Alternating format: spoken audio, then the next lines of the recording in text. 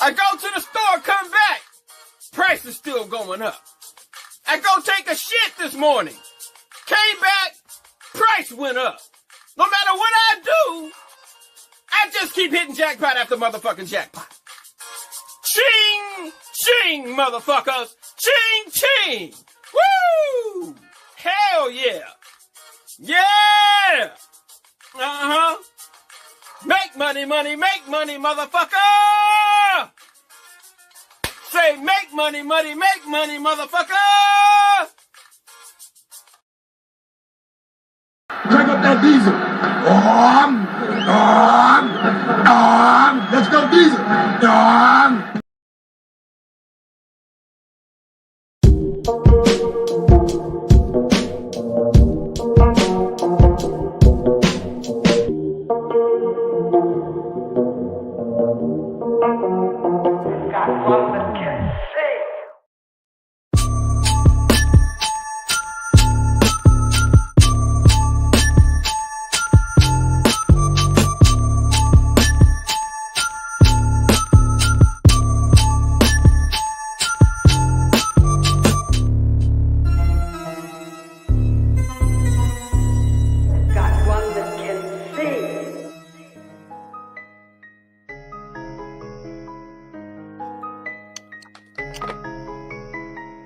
What up? Ching ching, motherfucker.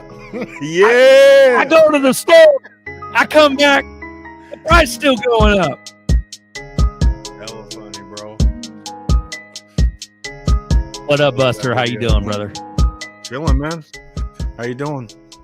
Good. This is Castle Pick by XRP Bags. Thank you for all the years of music, my kind sir. Also, shout out to Bagman. Baggy.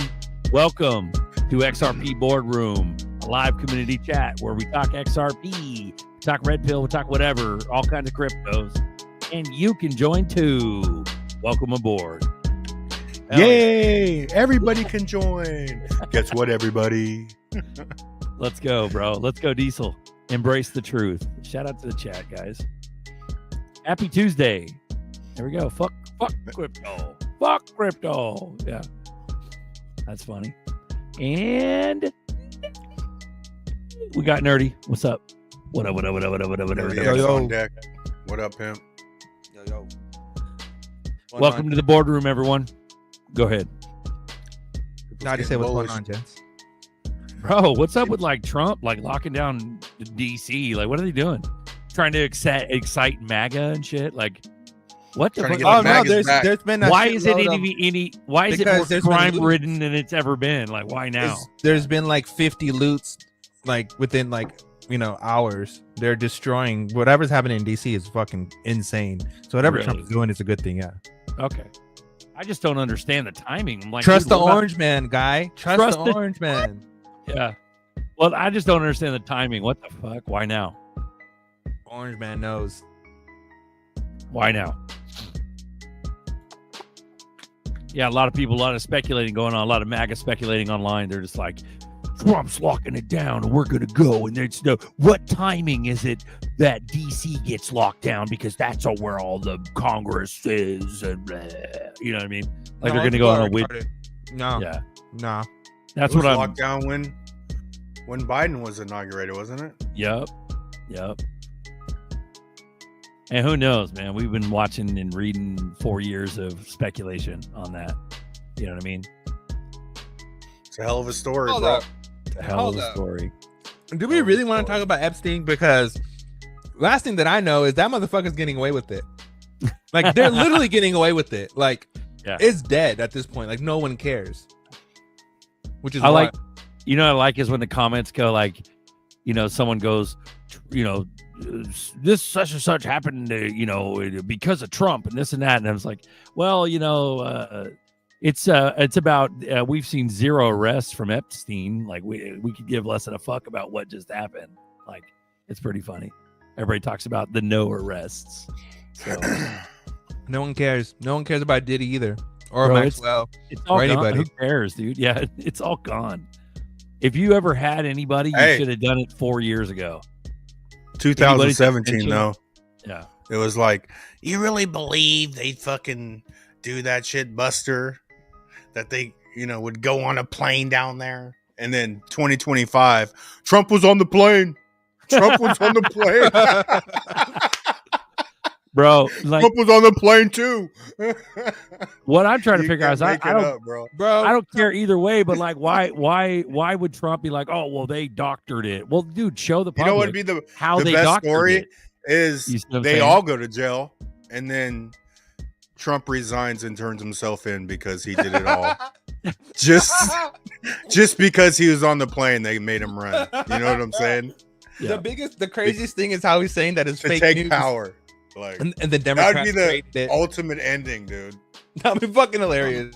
So when's the Black Swan? 25, 26? I think it's this year, bro. I think it's within the next couple of months.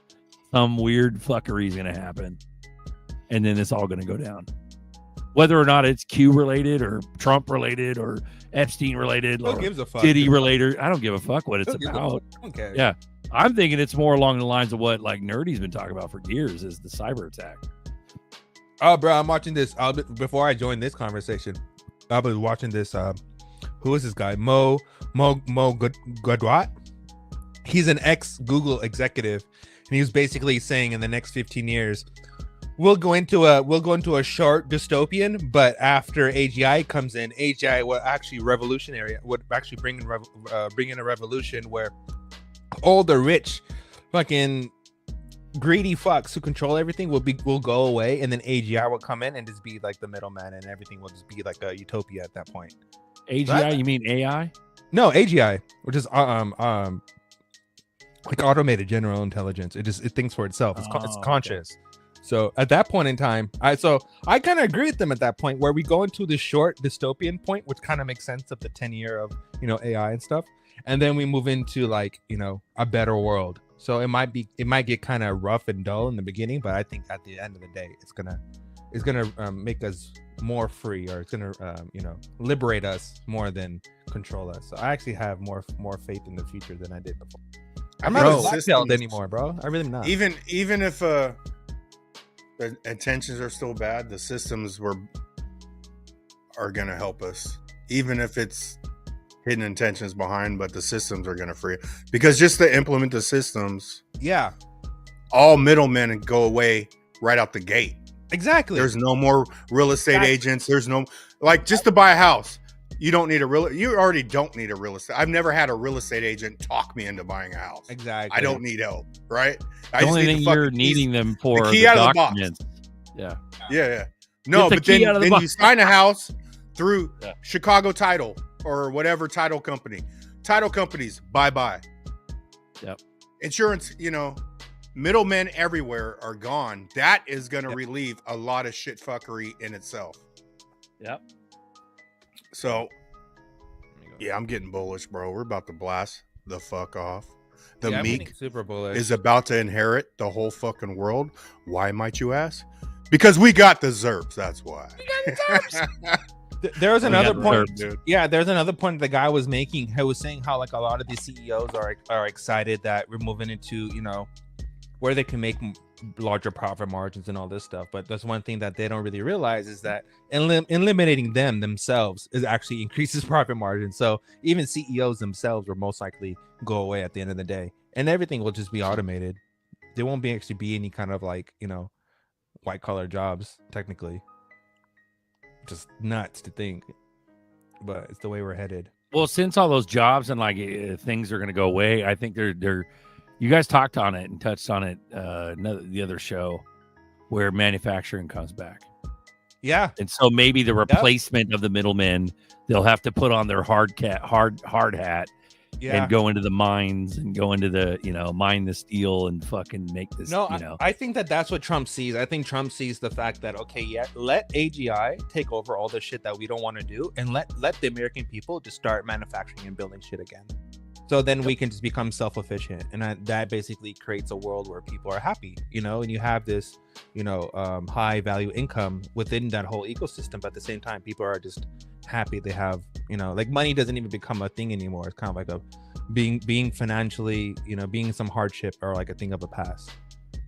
That'd be dope, bro. It would be nice to have like a better economy where everybody's okay, survival's out, you know, you don't have to worry about survival, but whether or not you want to be exceedingly wealthy and go buy the toys and the chase the dreams and build something bigger than yourself, then you go work for it. That kind of thing. That's, you know, exactly. But everybody can afford this or a house or basic stuff, you know. That would be kind of cool to go back into that. There was some big account that posted something that said along the lines of what iTunes did for music is what tokenization is doing for capital markets, which is fucking a wild ass statement, which is actually pretty true. So technically, tokenization is anything that's within any kind of market will just be tokenized and be traded upon. And then that just sends the, you know, the beginning of this full AGI, you know, automated world, which is kind of like we're in the beginning of, like, tokenization is the first, like robotic, like AI was the first, and then robotics came about, and now we're going tokenization, and then these things together collaboratively create the future. And then this, we have like that whole, like the circle coming, like a lot of people moving away from Ethereum and creating their own layer ones and shit is really, really interesting at the moment they're doing it, while Ethereum is also going up. That's really interesting to me. Like Circle coming out with their own, Tether coming out with their own, a lot of these companies, stablecoin coming out with their own, but they're trying to compete with Ripple and RLUSD, but it's like they kind of can't. I don't know, just really interesting, man. It's really fucking interesting to see how this all plays out, because there's so many different, like, there's so many different chains now, and there's so many different things that are doing so many different various things. It's like, well, how does this all come together? Like, what role does Ripple actually play in all this, and what role does XRP actually play? But it seems like the role that XRP and Ripple play are more tied to protecting the dollar more than anything. Well said. Yeah, it's literally going to bridge. It's going to bridge all the stable coins. Steering the soft C. Only you are in control of your own destiny. That's right. The only way out of really, all you could do is get tempted to the past. The devil literally tempts you to the past. Keep being a piece of shit. Keep going backwards. You know what I'm saying? That's all they could do. And people fall for it, though. That's what's sad. You know? Fear. Yeah. Blow the fuck up. Tear some shit up, man. I was watching this. Fuck it. I was watching this really interesting video today about the devil and about all the timeline of the devil and everything to do with, like, God and their relationship and how he ends and how everything happens. But it was really interesting to see how, like, you know how they say angels, and like they had to say, like, some of them had animal like heads and shit like that, like they're hybrids and all these things. So it's kind of like those ended up being like the false gods that people were praying to and all this stuff. And then, you know, the whole point of letting people pray to false gods is to them to realize that, for them to ultimately realize that there's no one's at the other end. And for them to come to the conclusion that only one person will answer your call, which is a really interesting thing. But watching that video as like an overview was basically makes you realize that the Bible is actually an overview of what we're going through right now. Like this last section of time or whatever era we're in, it's basically like an overview, like step by step, what happens at what phase and what to look after, what characteristics, what comes in, what characteristics to look for. When you see these characteristics, then you know that you're at this phase. When these characteristics fade, then you know you're entering this phase. Like when you look at it from that point stand view, it's amazing, bro. It's pretty cool. And it makes sense because it's exactly what we're seeing today. So I found that pretty fucking interesting. You know what's interesting? Nova saying motherfucking Ford Ranger. Let's go. Ranger. Right. Ford motherfucking Ranger. Let's go. Bro, like this spiritualness of life is crazy because you read about all this stuff, you see these movies about all these things, you hear about all these people dying and stuff like that. But then I look at my life, I'm like, it could be a lot worse. Like maybe that's just all psyop. But like, is it God protecting me? Is it like, what's happening right now? Like, why is everything okay still? Like, it's okay. But it could be a lot better. Don't get me wrong, and that's what we're waiting on to better our lives and stuff. But it's kind of trippy to hear about, or to think about, whether or not God is actually protecting you. Yeah, but it's kind of like God wants you to go through He wants you to realize that you're a fucking idiot. That's basically the point. You need to realize that you're a fucking idiot. Realize you're a fucking idiot. If you don't realize that you're a fucking idiot, then how can you realize that I exist? Which is a really, profound concept, but it is true. Yeah. Daniel Steiner, you're gonna have to join the show to get a wrench and keep calling me bitch. Keep calling me bitch. Biatch. It was a biatch. Biatch. I'm kidding, bro. Shout out to you, Daniel. But no, you're kind of a newbie.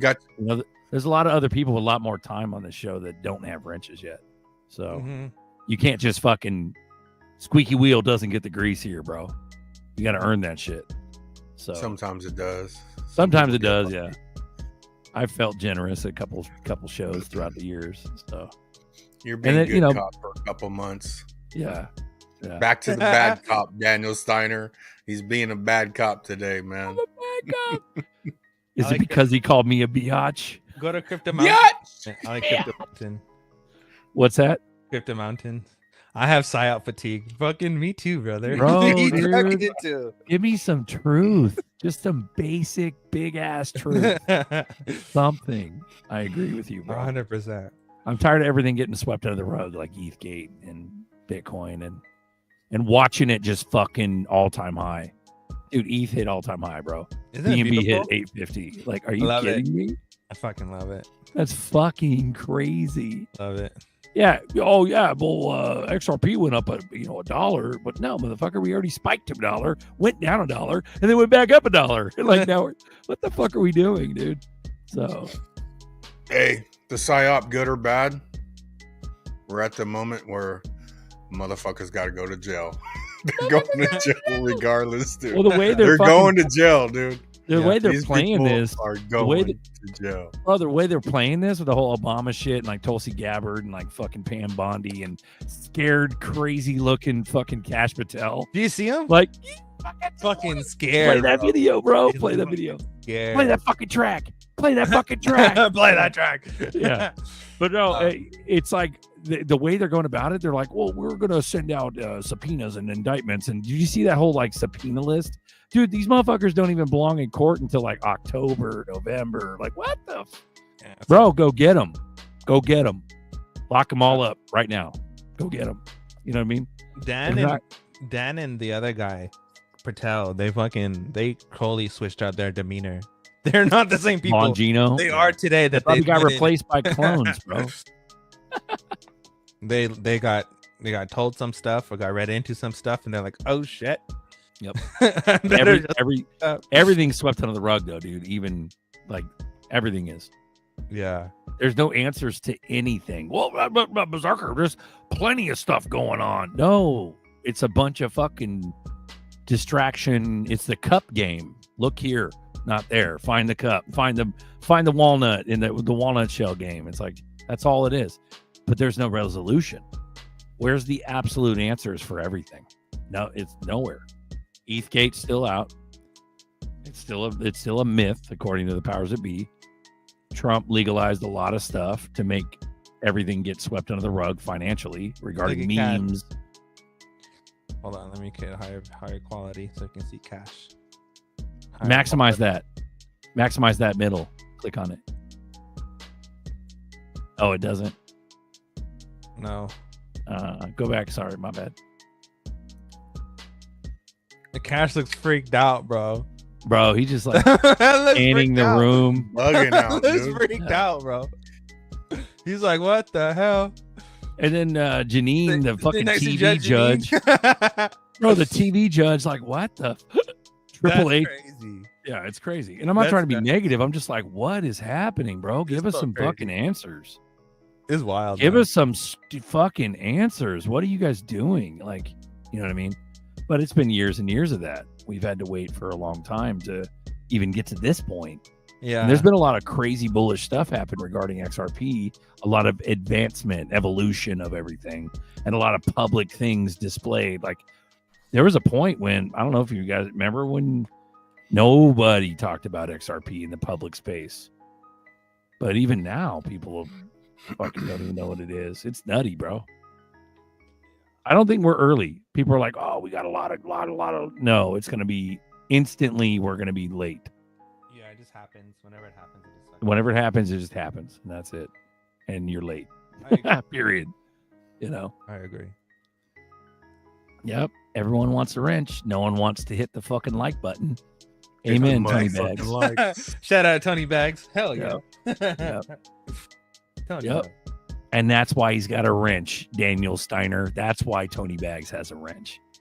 Fuck yeah, Tony. Oh yeah. Get on that like work, man. That like work. We like workers. We like workers. Oh, that's funny. Dude. Shout out to everyone, bro. Let's get some folks on this show. What do you say? Let's talk about some new shit. Man. Talk about random shit. Let's go. Where do I hit the likes, Daniel? See, it's all fun and games. It's all sarcasm and then you don't get a wrench and you want a wrench and you don't get it because you're sarcastic. I can tell you guys some profound shit, but it's really technical and probably go over a lot of people's head. But let's go, bro. There's a lot. The links in the chat. Come join us. There's a lot of shit that since I've been building my website and I've been building the Apple application and all this stuff, man, I'm finding out so much things that are just blowing my mind. And like, the more things that I find out, it's like more ideas come into my mind. It's like, holy shit. Yeah. What is possible right now is insane, and what people are not doing is also insane. So, yeah, that's all I'm going to say about that. Beautiful. What's his name? Payme's talking about the bullishness regarding Flare. Crypto.com adopting Flare to be able to earn yield on Crypto.com through Flare and Vivo Power, some shit. But that's bullish as fuck for Flare. So shout out. Let's go, bro. So Flare is basically the native staking protocol for XRP because Uphold is utilizing the same thing. So Uphold is also utilizing Flare for yield on XRP. Ooh-wee. Oh, chat. Hey, you got everyone rolling in? Here comes the boys. Gonna fix my camera real quick. Miles, are you upgrading? It looks like it. Miles is upgrading, bro. Are you muted? He's muted. You're muted. He got himself a green screen. He's got new headphones. I could see. He must have a microphone. He must have a microphone down there or something. He's got to figure it out. Here's the problem, though, is that select it in the settings or something. The camera zooms in too much, so the green screen doesn't cover the whole back. Gear icon. Navi's got a canned background. That's what she said. Your audio's kind of canny, Navi. Canny, like you're in a bathroom. How about now? Is it better now? Not really. I don't think the like right mic is connected. Sounds like you're on some kind of casting set. Where do I hit the likes? Hey, Angus Grimm. Hello, sir. Biatch, where do I hit the likes? Click the link below. Biatch. Hey, you guys love you, Angus. Bro, G's back. G's alive. We had proof of life today. G went live. Proof of life from GDLT. Yeah, bro. Yeah, it was awesome seeing him stream, man. It was good to see him back. It was awesome. It was pretty cool, yeah. Now we just need to get our Sunday afternoons back with our regular scheduled program. Yeah. Yep. Ooh. Oh. Navi's muted. Papa's on deck. Let's go. Yeah, he was out there popping, man. He was out there dancing. Did his live stream at the club. Miles, you're still muted. Saturday night. Yeah, it was fun. Yep. My belated girlfriend's birthday, since I got on the motorbike accident, we didn't get to actually celebrate her birthday. So could you try to kill had her? a good.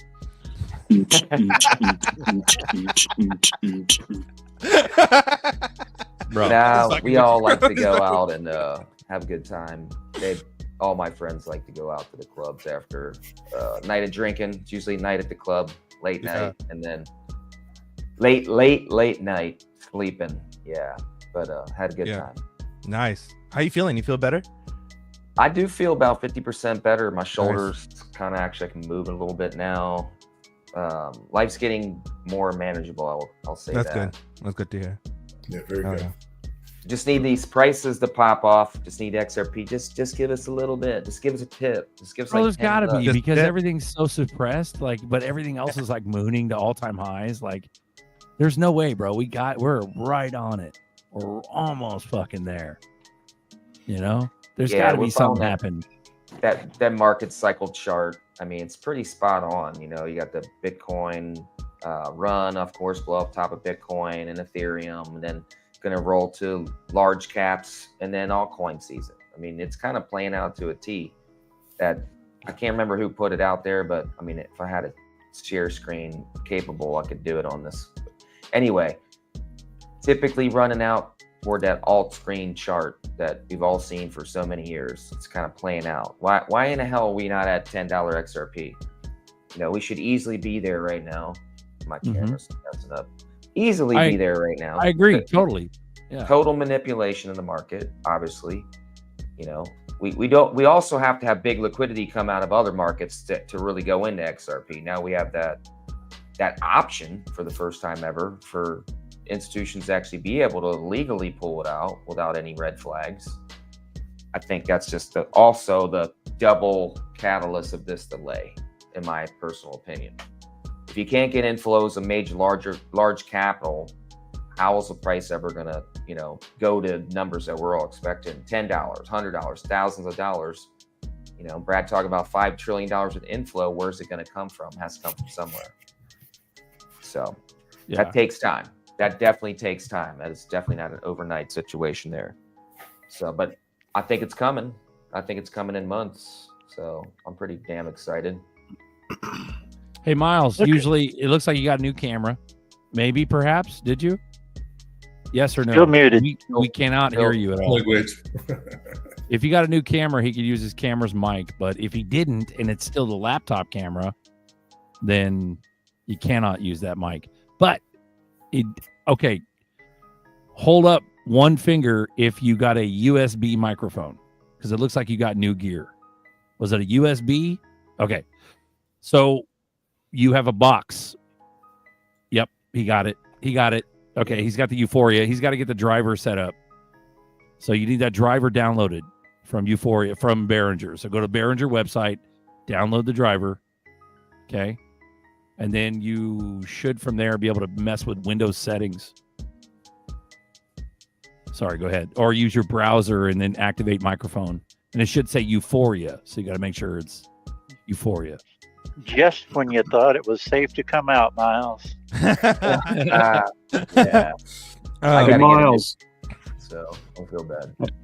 Miles, check the StreamYard chat here when you get a chance. The private chat. Yeah, private chat. The private chat. Hey, is anybody watching the post about Stronghold? The wallet's moving, volume's off. No, tell us about it. Talk about it. So there's guys out there, or posts out there. There's some channels that kind of focus in on SHX, but they're tracking Stronghold movements, SHX movements from SHX to potentially wallets. Are talking about maybe listings here on exchanges, but they're large movements. They watch Stronghold just hit at 20275 today, so it was up 19% in the 24. So there's a conference out in, where was it? Wyoming? SALT, and they're one of many sponsors out there. And if you look at the attendees and some of the speakers out there, like Scott's out there, it's quite the audience, and the who's who out there of some of the crypto regulate or utility. Stronghold's one of the sponsors out there, so it's kind of crazy. Nice. Ooh-wee. Well, and Senator Loomis is from Wyoming, so it's probably the crypto hotspot. You know what I mean? Yeah. Yeah, I mean, LLC Too bad she's be real cool there too. So I'm not shocked. Wyoming's beautiful, but damn, it gets cold in the winter. Too bad she's a maxi, man. Loomis could be like seriously bullish on all crypto instead of being such a maxi on BTC. Oh, agreed, yeah.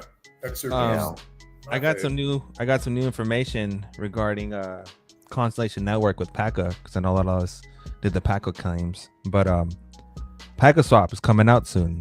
So you got PACA swap, and then PACA swap will allow you to stake your PACA and earn rewards, earn yields on your PACA. So this is gonna be dope. You can add liquidity and same thing as any other DeFi platform, but for PACA.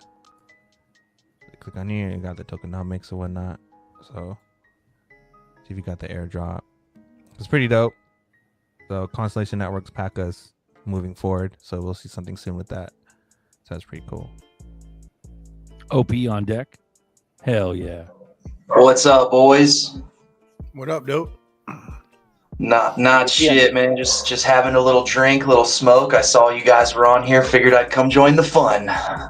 Nice. Ooh-wee. Thank you, sir, for joining us. Anything in particular you would like to speak about, sir? Not shit, man. Just waiting for these fucking prices, man. I'm just waiting for this market structure bill and waiting to see if we got another 4-year cycle, if we're just going to keep this puppy rolling. Okay. Nice. Without a bear market, I doubt it. I mean, volatility is everybody's friend kind of deal with making money. I don't see them taking that away anytime soon. I'm definitely seeing markets stabilize and getting higher prices, but definitely see 40, 60, 90% pullbacks in the market for sure.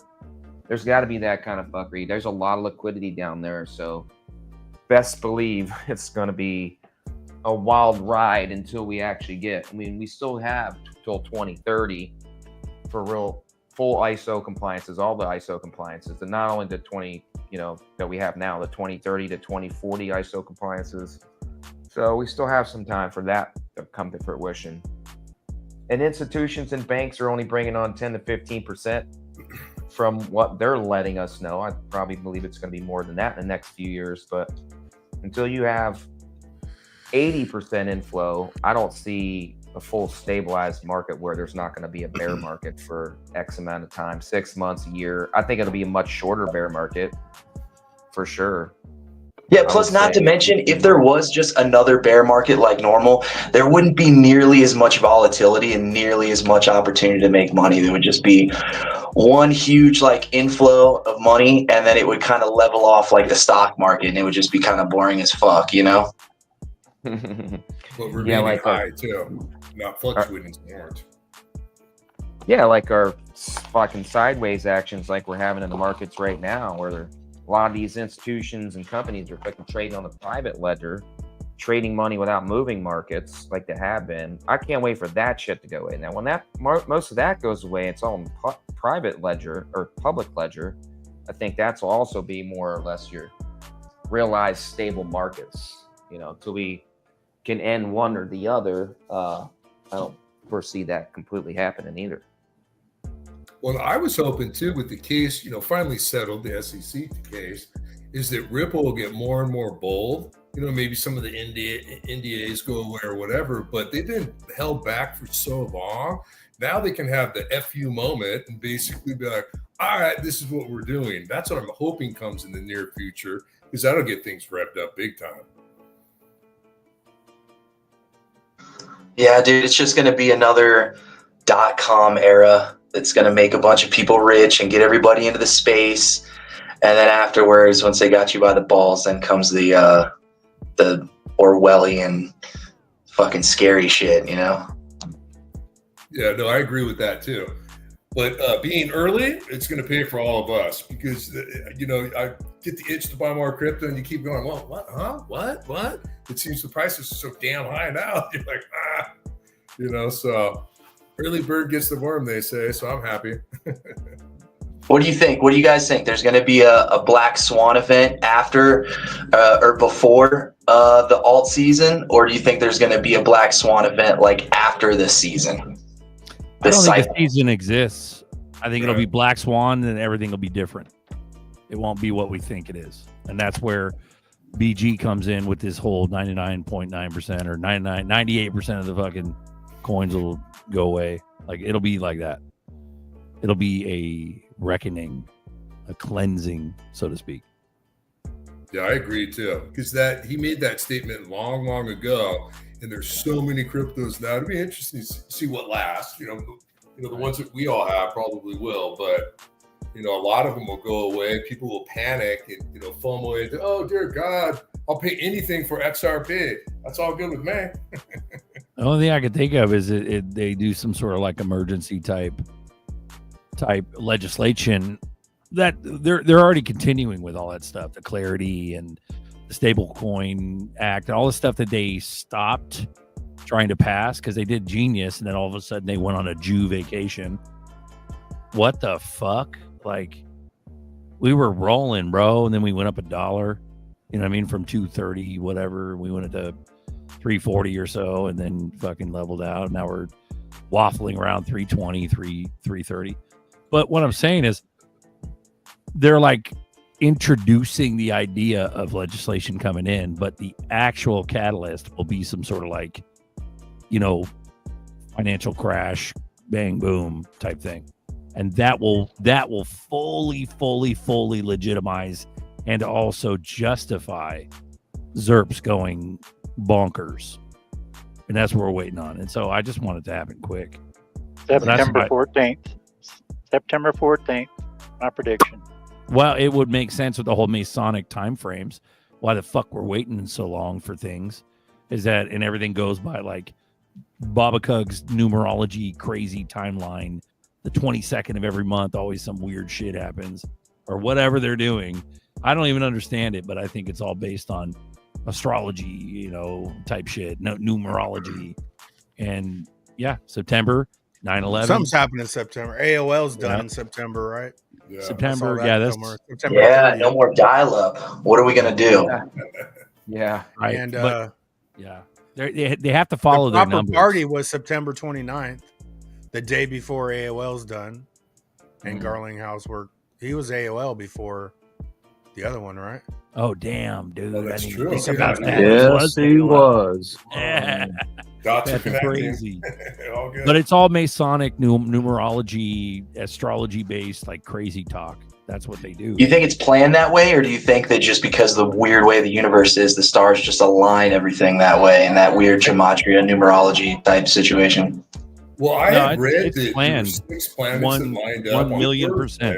Oh, sorry. Yes. Sorry, no, go ahead, Mountain Man. My bad. Yeah, I read. I mean, I don't really follow astrology by any means, but I'm always fascinated with billionaires follow it. And I had seen that the 6 planets aligned on Thursday, and it was like Mercury, Venus. Earth wasn't there, but the people that study that matters to them. So it could be just another dot connecting. Because I don't really understand it, so I'm not an expert on that. But I just read that, and I confirmed. I looked, and it's true. They did align on Thursday.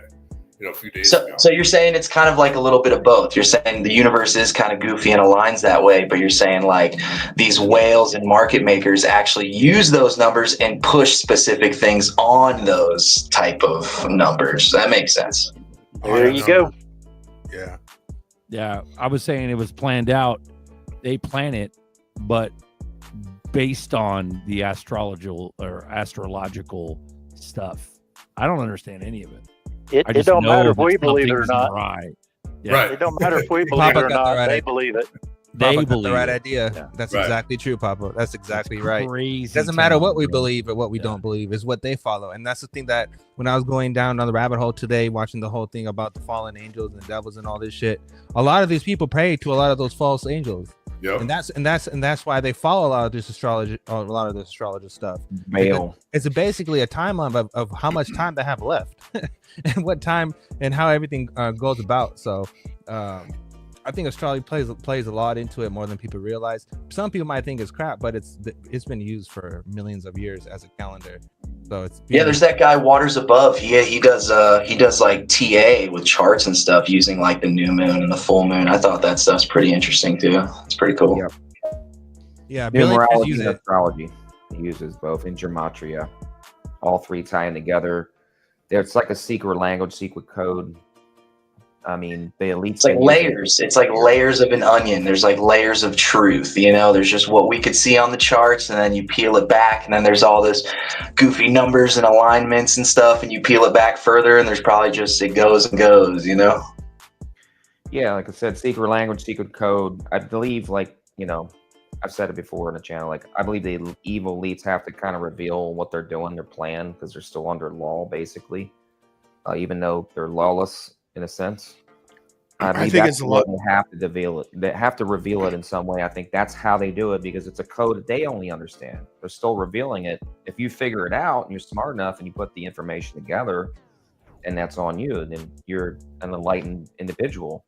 So I think that's my theory on why they do it this way, and why there's so much secret language and codes that we're just now kind of really starting to get back, which we've lost for, you know, many generations before us. Lost technology, lost how to decipher these things and how to work with it, work with the elements, work with, you know, power structures and things that we are just finally starting to realize that are out there that we're digging up and finding.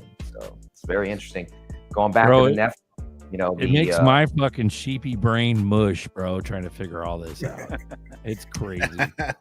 Sorry, go ahead. It's the same with charts, though. Charts, like, you know, you can see that it's going to go up like in the next month or two, and then the article comes in of the reason why it took off. You know what I'm saying? Because it's the same as fucking all the numerology shit, bro. It's the same shit, because I think that's the way they make you more emotional. They have to do something in September. You're not seeing the sign. All in agreement. This shit's going up. Yeah. You know. Yeah, it will go up for sure, no matter what. But well, the cool thing too is it's not really going down. The $3 bottom right now is super cool if you were in early. If you weren't, you're probably sad. Yeah. But it's been holding $3, $2.9, whatever, you know, within that for a long time now. And I keep thinking, wow, this is cool. You know, buying, you know, in the 50s and 40s and 30s. So. Right. It's coming into a little coming into a little bull flag right now, if you guys see it, on the hourly candle since this last run up. It's coming into a bull flag. It's up at the top of the bull flag, but the bull flag, I think, comes to a tip on like the 18th, like 5 more days or something like that. It comes to a tip. If this bull flag plays out, then it'll probably, the Fibonacci has it going to like a $4 or a $4.50 level on its next leg up. That's if it plays out. But if this bull flag plays out, that means that we're going to take another dip, probably down closer to $3 before we end up like right before with this the tip of this flag, and it takes off to like $4.50. So that's kind of my TA on it. If you guys check out the hourly chart, there's a little bull flag coming up. We're like 3/4 of the way through this bull flag on the hourly candle, and we're at the top of the bull flag at like 326 or 325 or whatever it is right now. So I'm thinking it's going to take a little dip, and then it's going to hit the next leg up, $4, $4.50, something like that. That's kind of my, not financial advice, but whatever. That's bullish, bro. That's positive. Thank you. Yeah, buddy. Yeah, it's hard to stay positive, especially expecting the big bang booms. And Apex, he goes, charts are reflective of buyers and sellers in a market. That's what makes charts different than astrology or numerology. He's straight up just fucking by the book. Shout out to you, Apex. Apex. Woo. Sure. But let's hope they come back September, and let's pass some stuff and make it legitimate then, if we're gonna think that way. August has kind of always historically been kind of shitty, though. Like this month has historically kind of been shitty for the market, though. So it is what it is, you know. Okay. That's why it should pump. It should do the opposite of what everybody thinks it's going to do. I know, right? Right. Come on already. Yeah. Usually it does. I mean, quite honestly. But I mean, they say this market cycle is different. You'll hear a lot of people say that. Oh yeah, this market cycle is different. We got utility, we got this, we got that, we got ETFs. Yeah, that's great and all, but I still think it's going to be how they planned it to be, which is how to make money. And why are we getting so much inflow of BTC and Ethereum when we know they're both shit? They can't scale. They can't do large volumes of transactions. They need other chains to actually make them work. You know, a lot of transactions for BTC are done on other chains. So don't make real sense, but make sense when you look at a investor standpoint. It doesn't matter what the asset is, as long as you're making money on it. Doesn't matter if it's shit or not. Look at what they did in the .com era. They were betting on the highest horse that they could, and it wasn't AOL and it wasn't Google. It was other companies before that, but AOL and Google end up dominating later in the game. So I think that's kind of where we're at with this market. You know, we're seeing other, like Solana. I'm not hating on Solana, but when I seen it crash 99 times versus other chains, and institutions buying up Solana like they should be buying up XRP, that tells me one thing. They're buying that asset up to make money on it. There's a lot of the Solana holders, the largest supply holders are big whales. So that tells me that they're also going to dump the shit out of Solana, even though institutions are using it, let's say, or they're jumping on board. I just don't really see more than a pump and dump at that aspect at the end game. Like when the real utility comes online and assets are moved on chain by hundreds of trillions of transactions per second, at that point, you know, it's got to be networks that are fundamentally not going to crash from whales crashing the price. You're right, and that's why I'm bullish on DAGs.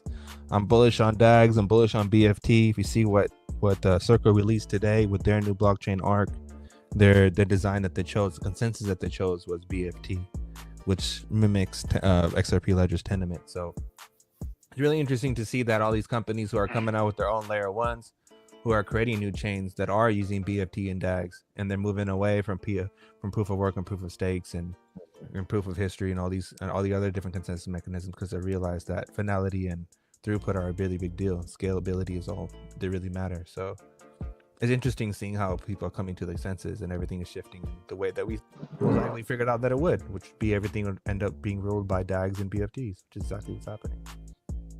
Bro, this space is just so fucking bullish right now, bro. Like, it's completely, like, everything is completely ready for the market. It's ready. It's just been hype based this entire time. But all of these companies and big, huge corporations are like, fuck you, we're not going to get attacked by the SEC. Like, get your shit figured out, and then you can come talk to us. And in the entire meantime, the entire space has just been built out to the point where as soon as the space wants to be legit so bad, that once this market structure comes, it's going to be insane how fast that transition is into legitimacy, into corporations just using blockchain like casually as if they've always done it.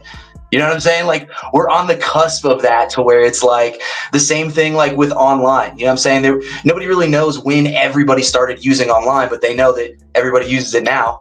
It's going to be the same type thing. Like, nobody's really going to know when the entire world transitioned to blockchain, but it's gonna happen as if it's always been there. You know what I'm saying? The space is just so bullish right now, bro.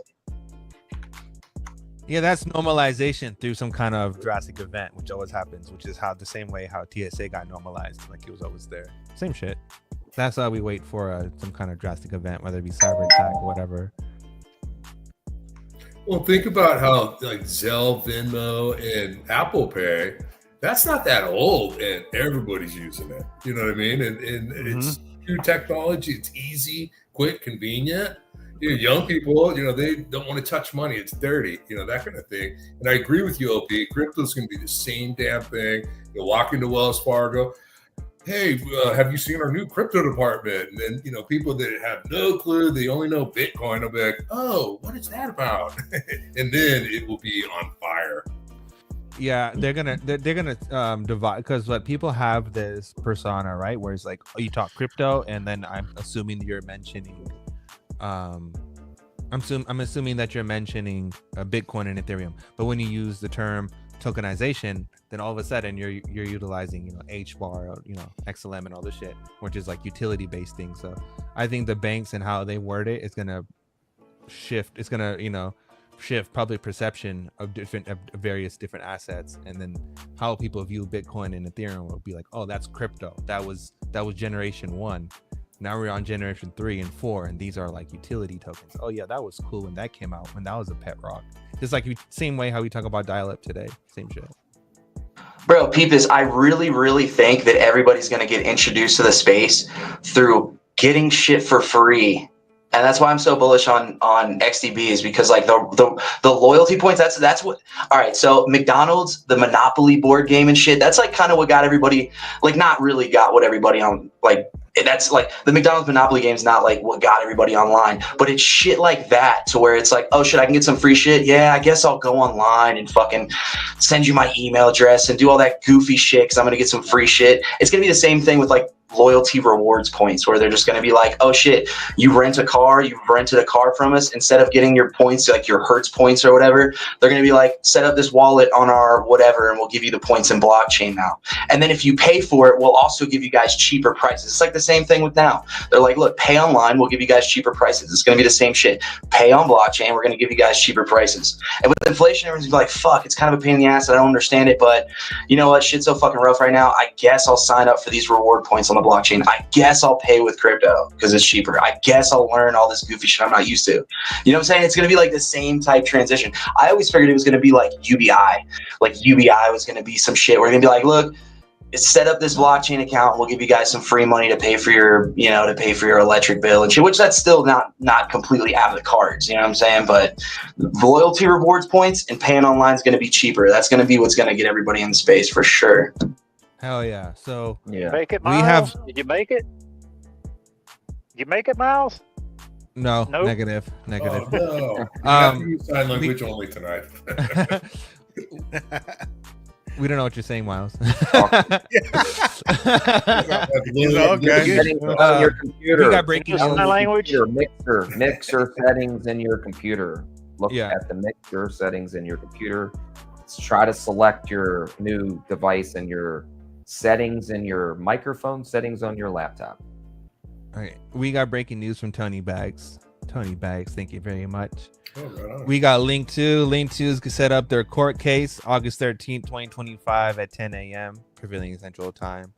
At the status of conference related to the motion of entry of an order authorizing use of estate proceeds free and clear of all linen, claim, interest, and incumbents, determining that Ripple sale proceeds are assets, bankruptcy estate, granting relief, related relief, doc number 79 and schedule of August 13th, 2025 at 10 a.m. prevailing time before Judge Alfredo R. Perez at United States Bankruptcy Court, Houston Division.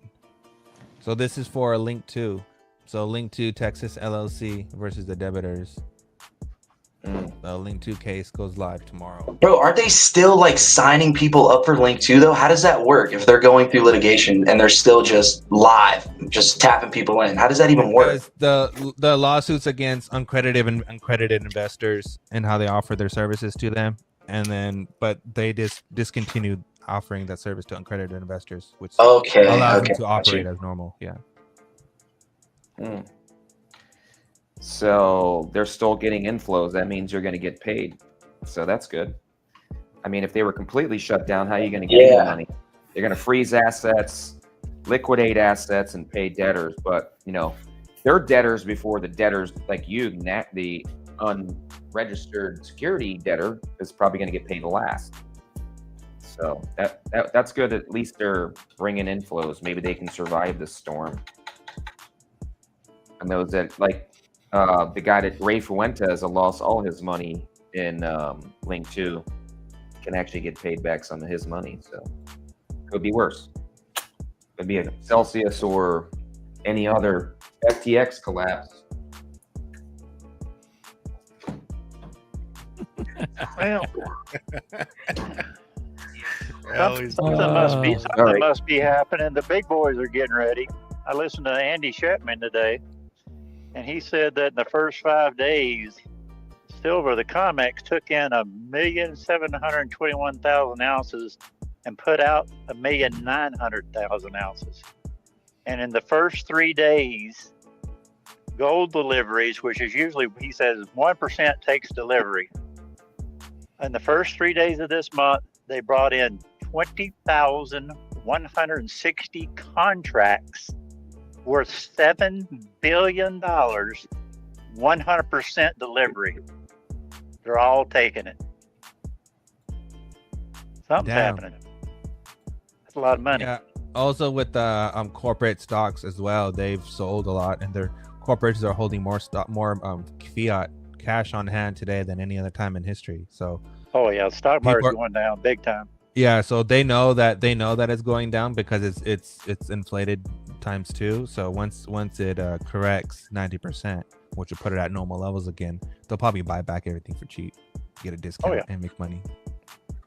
Breaking news: Berserker thinks Daniel Steiner is funny and gives him blue wrenches. There is only one blue wrench.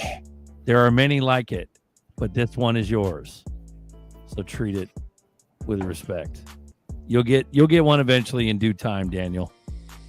I think you're funny though. You are actually pretty funny. So there you go. Miles, how you doing? I don't know. How am I doing? Oh, there we go. Yeah. Nice. That's what you're setting. Busted in back my down to phone. my wife's laptop with the old headset. Nothing worked like I had tried. I got it hooked up and I did a little recording on YouTube and I got sound on that. So I don't know if it's a StreamYard thing. It was working on YouTube earlier. Yeah, if you go on your StreamYard settings, you have to select it. I thought I did. I mean, I pushed all the buttons. I'll do it again. I mean, I don't know how to access StreamYard outside this show, but maybe that's what. Are you PC or Mac? Which one? This is a MacBook.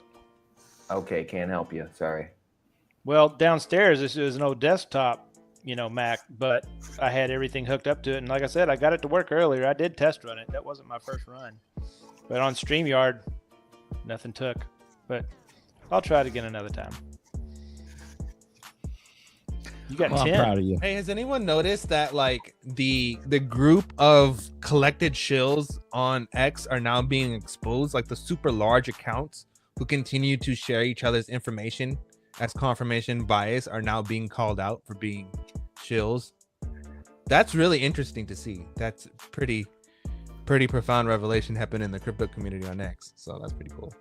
Nice. It might just be the changing of the guard for the next generation of shills that are the ones calling, you know what I'm saying? Like the first they get called out and then the next thing you know, there's some other people.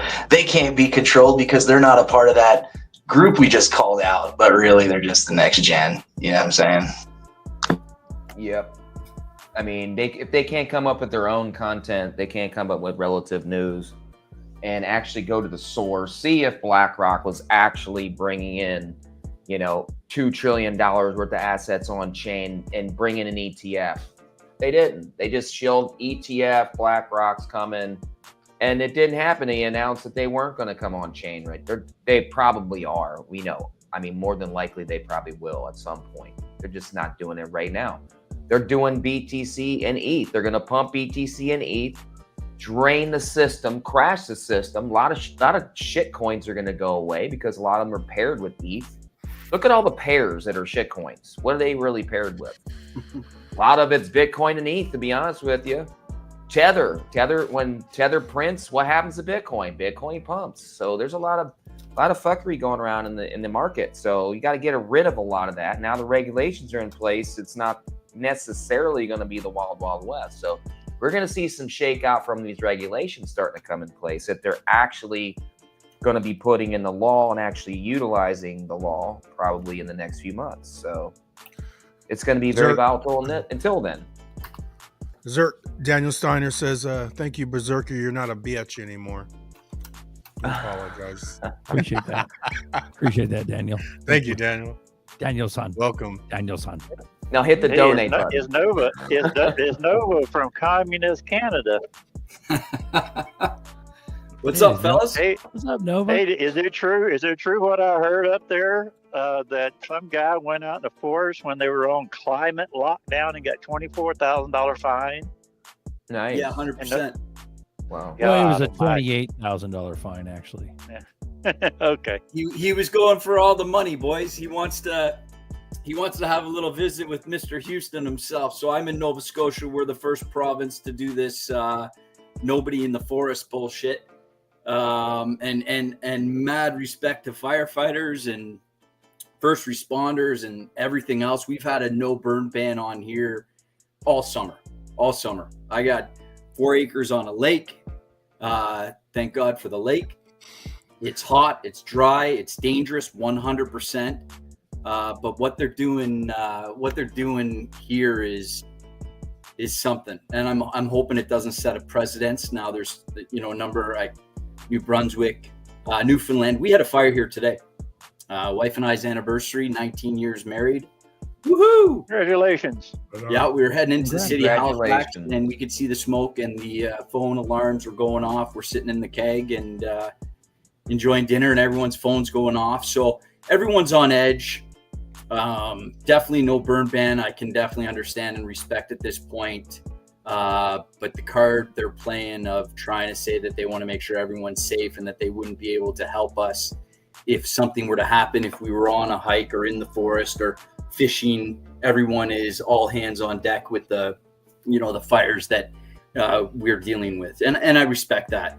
But it's interesting. It fires my wife up some, let me tell you.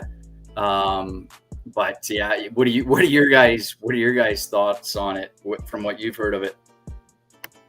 Well, I saw another country overseas, a European country, I don't remember where it was, Norway or what it was, did the same thing. A little town there did a climate lockdown too. Okay. No business can open, no restaurants, nothing can open. Yeah. So today they shut down a major size part of Halifax there. They evacuated, and yeah, it's no joke, man. It's serious shit. And this is what we're faced with, and it's crazy. It's I don't know what to think of it, to be honest with you. Because again, firefighters. So. Yeah, they should have more trust in their citizens, because if you live in a mountainous region, you don't want to start fires. Because I saw something on X where people were holding up like $25,000 fines that went hiking in Canada, and I'm like, that's so common, that's insane. Because if you live in that area, you want to naturally protect it and everything. So they need to have a little more faith in the citizens' common sense, I think. Correct. It's faith. Well, yeah. It's fear porn. It's fear porn to get the citizens to do what they want to do. Control. How is it that we survived and didn't get burned out for thousands of years before, and all of a sudden there's such a problem with fire and fire mitigation? You have to do actually controlled burns to keep your forest fires from completely getting destroyed. You have to do controlled burns. So controlled burns, if they're not doing controlled burns, they've just made the situation worse. They proved it in California with all the wildfires that they had, all of the lack of preparation for the big fire, but they set themselves up for it. I think they're doing the same thing in your country, and it's a shame, because your wood, if you guys had a really major, extremely massive wildfire, you could wipe out a lot of your GDP, because a lot of your GDP is wood. It'll grow back, but it'll take 20 to 100 years to reestablish a forest. So I think this is just geopolitics at large. They're literally trying to get more control, and the more control that the people give them, the more they're going to take. And unfortunately, when you guys gave up all the guns over there, you really lost control. And same with many other countries. Australia is another perfect example. They have a major fire threat over there. Australia is having similar issues that Canada's having, but it's funny how the countries that are having these issues are the ones that are being led and controlled by WEF. I don't know, man, because since they don't have firearms over there, I don't know. This is the mating season for the skunk apes and the chupacabras, so maybe they're trying to keep everyone safe from going in the woods. Maybe that's what this is all about. I don't know. They kept everybody in the caves for years because of some supposed fungus of bats. Anybody remember that? No. Yeah.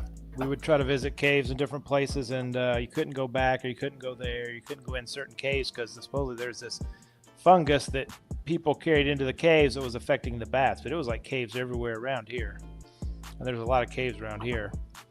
So I don't know how true that was, or again, were they trying to control people in and out of certain areas? Well, right, and you have a right to take a risk. I mean, think of people that rock climb, do all these things. They just, it's all control. You know what I mean? It's just scare. The world is ending. You will die if you do this. It's all bullshit. My opinion. Well, it wasn't us getting the fungus. This was people giving fungus to the bats. Oh, well, there's plenty of bats. Doing some bat fucking, huh? That's what's going on out in your way. I see. Well before COVID. It goes to the Green New Deal kind of situation. They don't want to harm animals, and They don't want to harm the environment. Kill babies is okay, but don't harm the environment. Don't kill a turtle. Don't, give a plastic straw to a turtle. It's all bullshit. And, the scary thing is, the more all this stuff happens, the more control we're losing around the world. And people are just witnessing and watching it happen and doing nothing about it. And the problem is they know we can't really do enough about it. We can't organize enough. This is the problem we've had throughout civilization. Wars happen. You gotta let your citizens get in the forest and take care of things. Like we had 2 fires up here on the mountain last year. Our community had them put out, the trees cut down, the fires put out by the time the Forest Service got here. I mean, right there you go. Well, no, I'm in the Southern California region where the Palisades burnt down and all that. I'm not close to that. But, that was just mismanagement of government. They didn't have water. The fire hydrants didn't work, all this shit. And basically, this neighborhood, the Palisades, is huge. And it overlooks like Malibu and all this area. But now our, California government, all the $1 million mansions, all this, nobody can build anything because it's all regulations. They want to put in stack and pack. And basically, the single family homes, they want to get rid of. So it's crazy down here. It's just, I don't know. I just shake my head, but California's like always on fire too. Like especially NorCal, you go driving up the 101 anywhere up there, you just see out in the redwoods or something on fire out there. But it's really weird, man. California's got a lot of weird problems, like with the water thing and the Sacklers like monopolizing the water out there and the artificial droughts and all that stuff and rolling blackouts. Like you can't even tell people that, oh yeah, by the way, if we hit a certain amount of electricity, they just shut off power to the whole city. Like you tell people that shit, they're like, that shit's real? Oh yeah, buddy. That shit's fucking real. They'll just turn rolling blackouts. It's the craziest shit I ever heard of.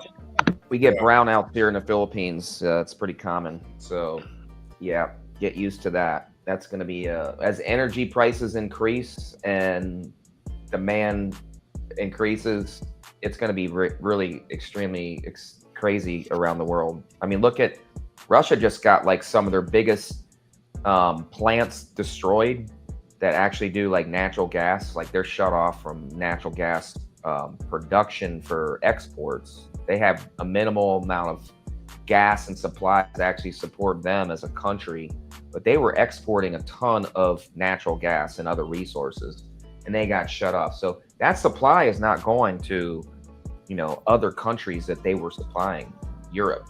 So where are they getting their supplies from? They're getting them from here and other sources. So, when our sources start to dry up, which I don't think they are, we have tons of natural gas here in the United States. We can actually the oils actually produce natural gas organically in 10 or 20 years. They can tap in a well in the Gulf of Mexico here, let it sit there for 10 years, come back and pop it again, and it'll be like full halfway again with natural gas. But, they don't have that type of resource over there. And around the world, they're having trouble. And they have to use certain technologies to get these resources that are patented by American-based companies like Schlumberger, Halliburton. Those are all BlackRock related companies and a few others. So, oil is going to be used, but I do believe other sources like the gas, the gas is way more cleaner and more efficient and can be transported a less volatile situation through pipes and such. So I really see an energy crisis being another catalyst to bringing things on chain and tokenizing things and be able to move that liquidity around, especially for like countries like the US. If we end up going into a fiat collapse and we are limited to what our GDP or resources are for country for reevaluation, I think that could be a viable thing for United States to leverage, and a few other countries that are jumping on board with the price rise and energy wars. That's why we're over in the Philippines where I'm at, and other countries, because they just found some of the largest deposits of these. They look like little clams, but they're precious metals, all the cobalts, all the rare earths, lithium, all these nodules they're finding on the bottom of the sea. And that's what they're fighting over right now. They're fighting over the freaking resources that are under the ground right now. by the trillions of dollars. Why don't we just develop the new technology we got? My buddy just sent me a link to a place. It's I think in England or Europe, somewhere in Europe, that's manufacturing already magnetic energy systems to run, just strictly magnetic. Yeah, they've had that. I mean, the pyramid. Let's do it. I'm down. Let's do it. You get it going, and I'll help. They had wireless energy back in the pyramids days, you know, and before that, live in Technicolor. Yeah, nice. That would be another shutdown. They don't want that technology to get out. They want to be able to control and make money on it. Same with blockchain right now. They don't want to flip the switch right now because they're not going to make 10% or, you know, even 3% on an international transaction when blockchain takes over. They're going to make cents. They're going to make 90 cents. So until they figure out a way to make similar profit off of blockchain, I don't see blockchain being completely, fully, 100% taken over until they can actually get similar amounts of money.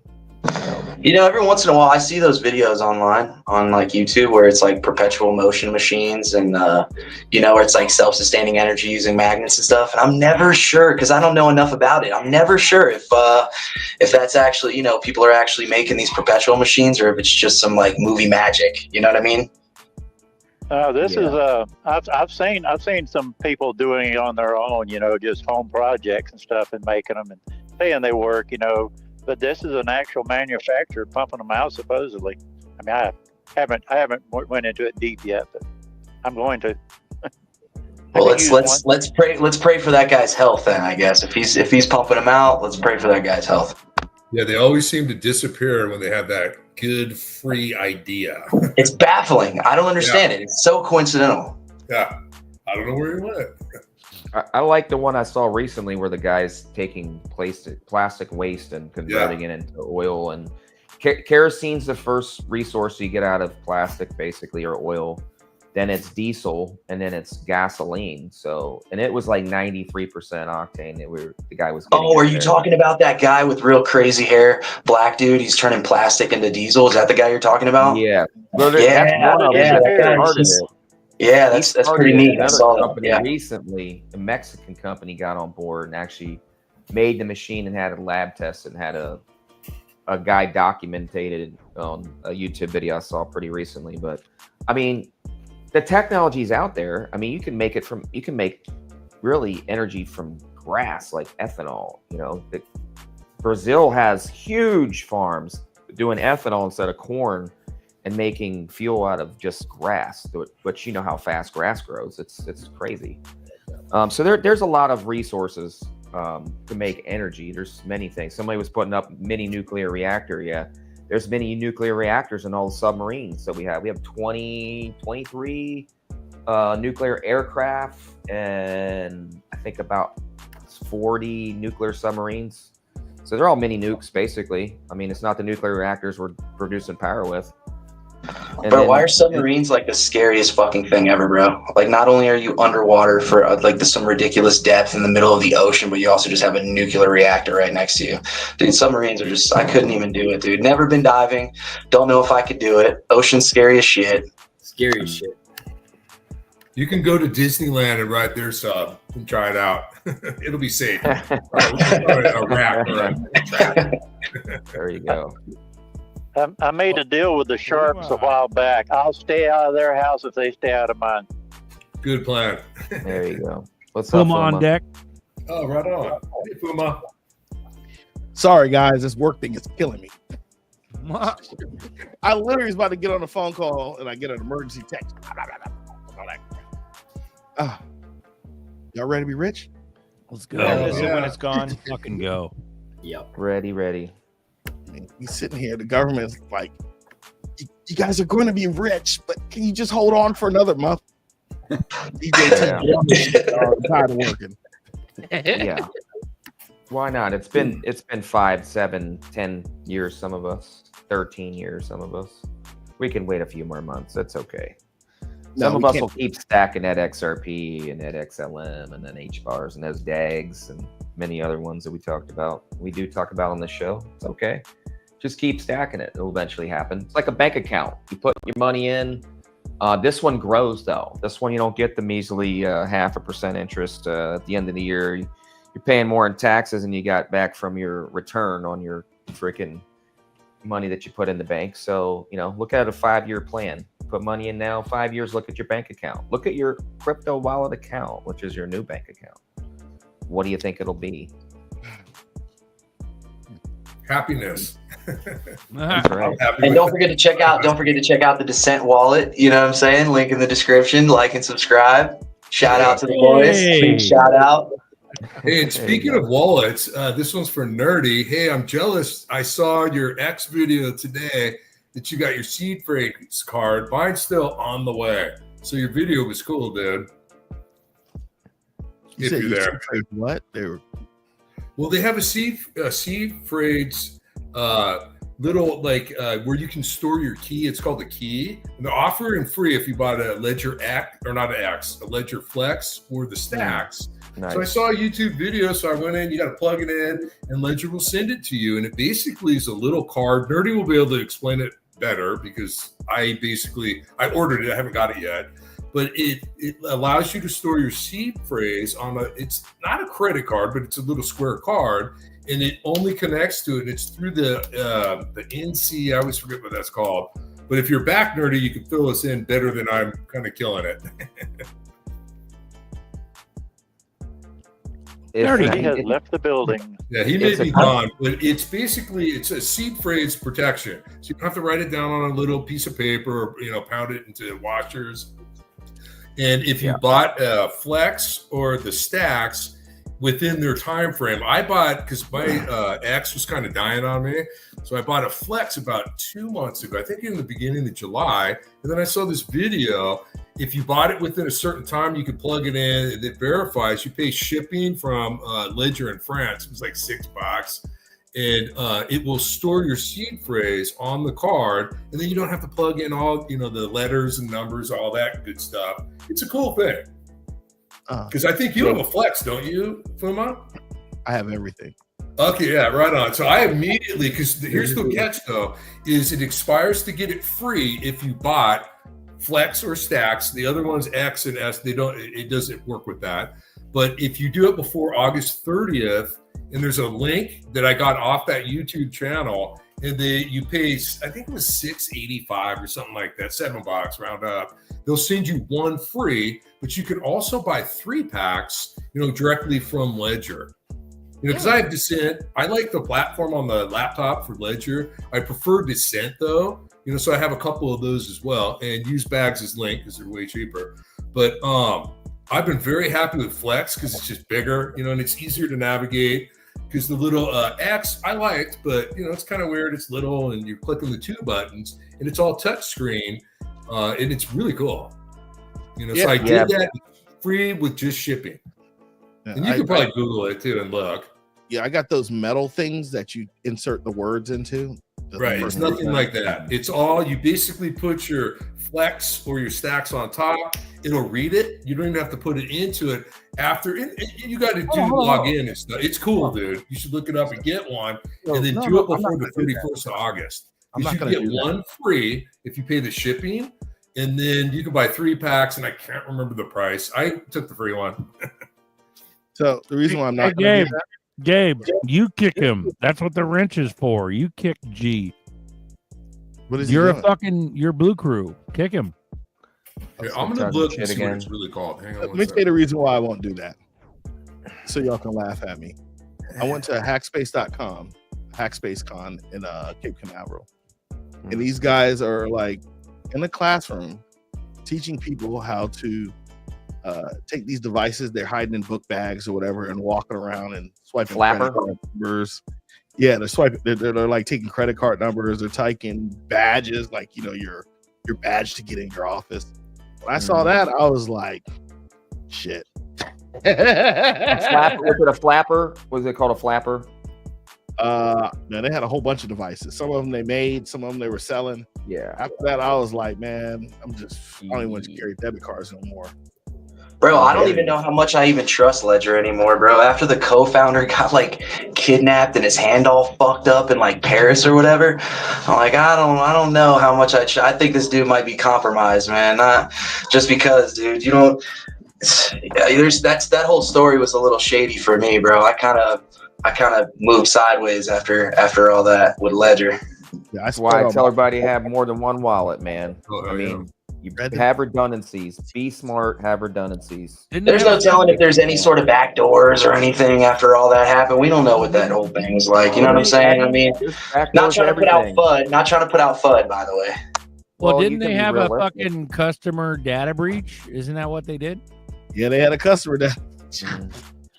There's backdoors to everything. The internet was created with backdoors. There's 8 master keys, I think, that were given out, or 10 master keys that were given out when the internet was first developed. I mean, blockchain was before the internet, so you like really want to get deep down to it. There are 8 to 10 master keys out there that basically can shut the internet down or blockchain as we know it at any time.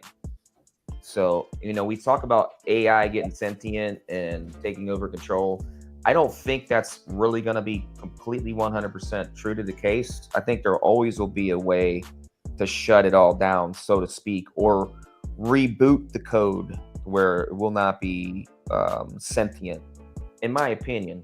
Well, Dahmer says if it ever got out of control to where maybe those that have those keys are, you know, elite, that they can actually get back the control of the code. So Dahmer says post moon, the ladies are going to need seed protection from Glenn because he's going to be slaying. Sorry, go ahead. We know one of them that got supposedly taken out. You know, McAfee was, I believe, one of those holders of Master Key. You know, I mean, I believe he's still around. I believe he's tied in with a few other characters that potentially have. I think some of one former ex-president's family has one, I believe, as well. I won't say the family. And a few others. My old lady's got a back door.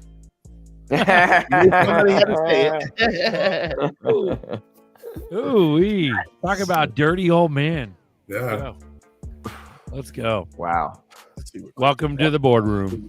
Hey, you guys want to hear some sauce that I just recently found out about Epstein? Fuck to the yeah.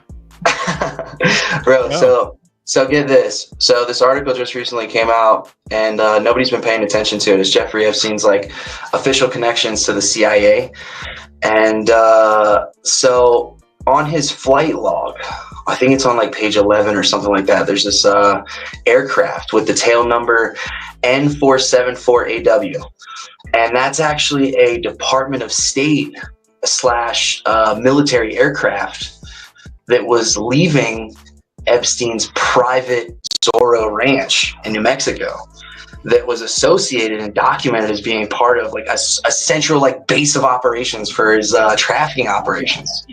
So, and that was on his flight log, like right underneath the Lolita Express. It was like some Lolita Express entries. And then here's this tail number. And yeah, it's to a, and get this too. So this was it was registered by the Department of State, the State Department. And it was leased to a military contractor called DynCorp. And DynCorp is the US's largest military contractor, okay? They've been around since like 1944. They specialize in aircraft, and they're in like counter narcotics operations in Colombia and in Afghanistan. And they actually do these rendition flights for the CIA, which a rendition flight is basically like secret flights traveling people all over the world. So here you have this military contractor that does rendition flights for the CIA, a tail number of theirs on Epstein's flight log, leaving his private Zorro ranch. And this is an aircraft that has not been talked about, or really been talked about at all. So thought it was pretty interesting. And not only that, so this is on his flight log, but a lot of people might say, well, all right, well, this was just like a typo, you know what I'm saying? Because this is from his private pilots, which he only had a few of them subpoenaed. But there are actually a lot more. But hold on. You're cooking too fast for this snake. My first thing is pilots don't report the other tail numbers of pilots. Ask me how I know. So there was this was actually verified. This was actually verified by the FAA. It was yeah, I don't know, wild shit though. Wild shit. First off, I'm just gonna correct you because you may be missing a couple things. 1st of November is the first letter. It's not in the back. November is the sort out that it's North America or American aircraft. So you really should have the entire aircraft number. It is the model of it is 206G or 206L3. I think it's a helicopter. 206. I think it's might be a Delta 10. I think that's the aircraft it is. But the registration, the tail number, which is I think it's the M number, if I'm not correct. If I have that mistaken, the tail number, it's the M number. That's N474AW. Okay, and that was that's all. That's part of the aircraft tail number. Second, pilots don't record other pilots' tail numbers unless you're so a pilot's flight manifest, that's when the pilot, it's basically like a log. If you have a client, obviously you got to get paid from your client. So you say, hey, look, I fly, he might fly his aircraft, he might fly other aircraft, but he's flying it for that client. It's a flight manifest of his. That's what that. And he's keeping the tail number in his logbook. No, because these were all specific flights that he flew for Epstein on his private planes and also other private planes as well. His specific, because you have a plane, what do they call it? A flight log. And that's just for one specific aircraft. That's a flight log. And then you have a pilot's manifest for a client, let's say, of all the planes that pilot has flew for that particular client. And this was subpoenaed back in 2006, a long time ago, in some civil lawsuit that Epstein was in. So this was one of his personal pilot manifests for Epstein that this flight was on. But pretty wild shit. Yeah, I have 2 flight logbooks. I'm a private pilot, and I always record my aircraft tail numbers that I've flown in it. So it's my personal book, but FAA can have access to it. They're supposed to have access to it. Yeah, like that's your pilot's log, right? Like that just includes everything, like all your stuff. No, it includes the duration of the flight. I will put, like, there's people on the aircraft with me. I will put notes in the notes section. I will put the legs in there and all that good stuff. Yeah, I think that's the difference between like a flight manifest, right? Like an actual flight manifest has the passengers and the you can all do the other information. Show what cargo you're moving if you're doing a commercial. Yes, exactly. Hey, take that number in the chat. I'm gonna go look it up when I get to work tomorrow. Speaking and flying, stay in the same lane. Did anyone see the dude flying around in like the drone helicopter cart kind of fucking thing with all the propellers going different ways and slow and fast? Has anyone seen that shit where the guy's flying in his drone? Yeah, you're talking about the one that looks like Star Wars, like the speeder, or are you talking about the 4-seater or 2-seater that they have? So the video I saw the other day, China's got one that's a 4-seater that can do 38 minutes of flight time and autonomous. Is that the one you're talking about? 4 blades. So the one I saw video, dude's in it and he's using it, so you see him from a cockpit view, and there's some blades. So it looks like a oversized drone for a human, but kind of where I'm headed with that, and seeing that there's a flight pilot above, so to speak.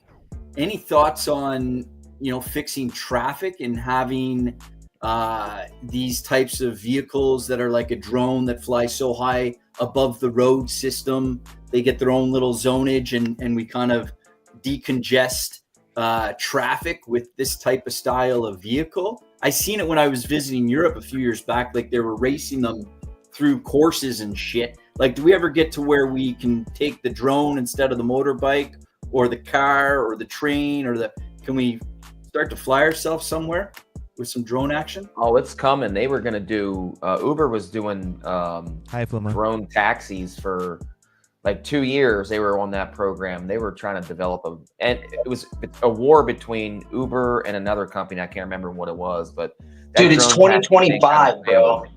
2025. Can we get some flying cars, please? Like that's all. Like, you know what I'm saying? Cheaper. They got the lithium sodium batteries that are 100 times cheaper, It was like $1,225 like a kilowatt. Now it's down to $100 a kilowatt for the lithium ion batteries. Same producer that's producing all of Elon Musk's lithium ion batteries currently right now. Just came out with a breakthrough battery. I think FUMO backed me up on this one. They're not going to let you go flying around willy-nilly without a flight plan unless it's automated, fully automated. Yeah, that's why Uber is trying to get on board and take over the market. They're going to in aviation, no matter what, if you're going to be in an aircraft by yourself, you got to have a pilot's license. There's no way getting around that. If it's automated, it probably won't have to be. If it's completely autonomous, would they put it under like a drone license? Like there's a drone license here that you can get. But what the problem is once you start changing people over, putting people in it, that becomes a commercial operation. True. It's literally a commercial operation once you start moving people and making a profit.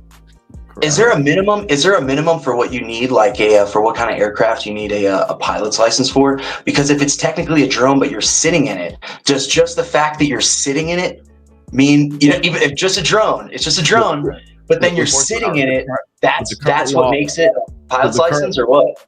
With the current law, a drone is an autonomous vehicle with no one in it. Okay, got you. And then not going to let humans pilot something that could go into a building. And also, there's different airspaces. I just pulled it up. If y'all want me to show it to you guys, I'll share this with you guys. Under 70 horsepower, I do believe is. Just quick, my vision was you have a yard, so a piece of property. You've got 50, 100, 200, however many of these fucking flying drones that I'm thinking that are automated. You jump on your phone, you say, "Hey, pick me up." It knows where the fuck you are. It comes, lands wherever that section may be, takes you to where you want to go, onto the next or back home, all automated, all at a certain height over the road system. I don't know. I was probably pretty stoned. It's funny you talk about this. I literally had a conversation with a coworker of mine a couple minutes ago about the FAA and how slow it is, right? And how a lot of the systems need to be overhauled. A lot of the systems are just a little older. So there's different airspaces you can travel in, right? So with the current laws, and the reason why I always say current laws is because laws can change, right? It's right. There's a big enough lobby. They've showed this technology is worthy of it. You know, you can probably operate in Class G airspace, which is a lower airspace, and so forth. Maybe Class E.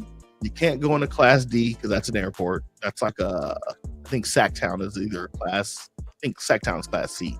But a Class D airspace would be like your mom and pop down the street, you know, where they got Unicom, and you know you can pull the prop up, and then maybe have some stuff there. And then you got Class B, which is like your deltas, like your big hubs, stuff like that. And you got Class A, which is anything over 18,000 feet.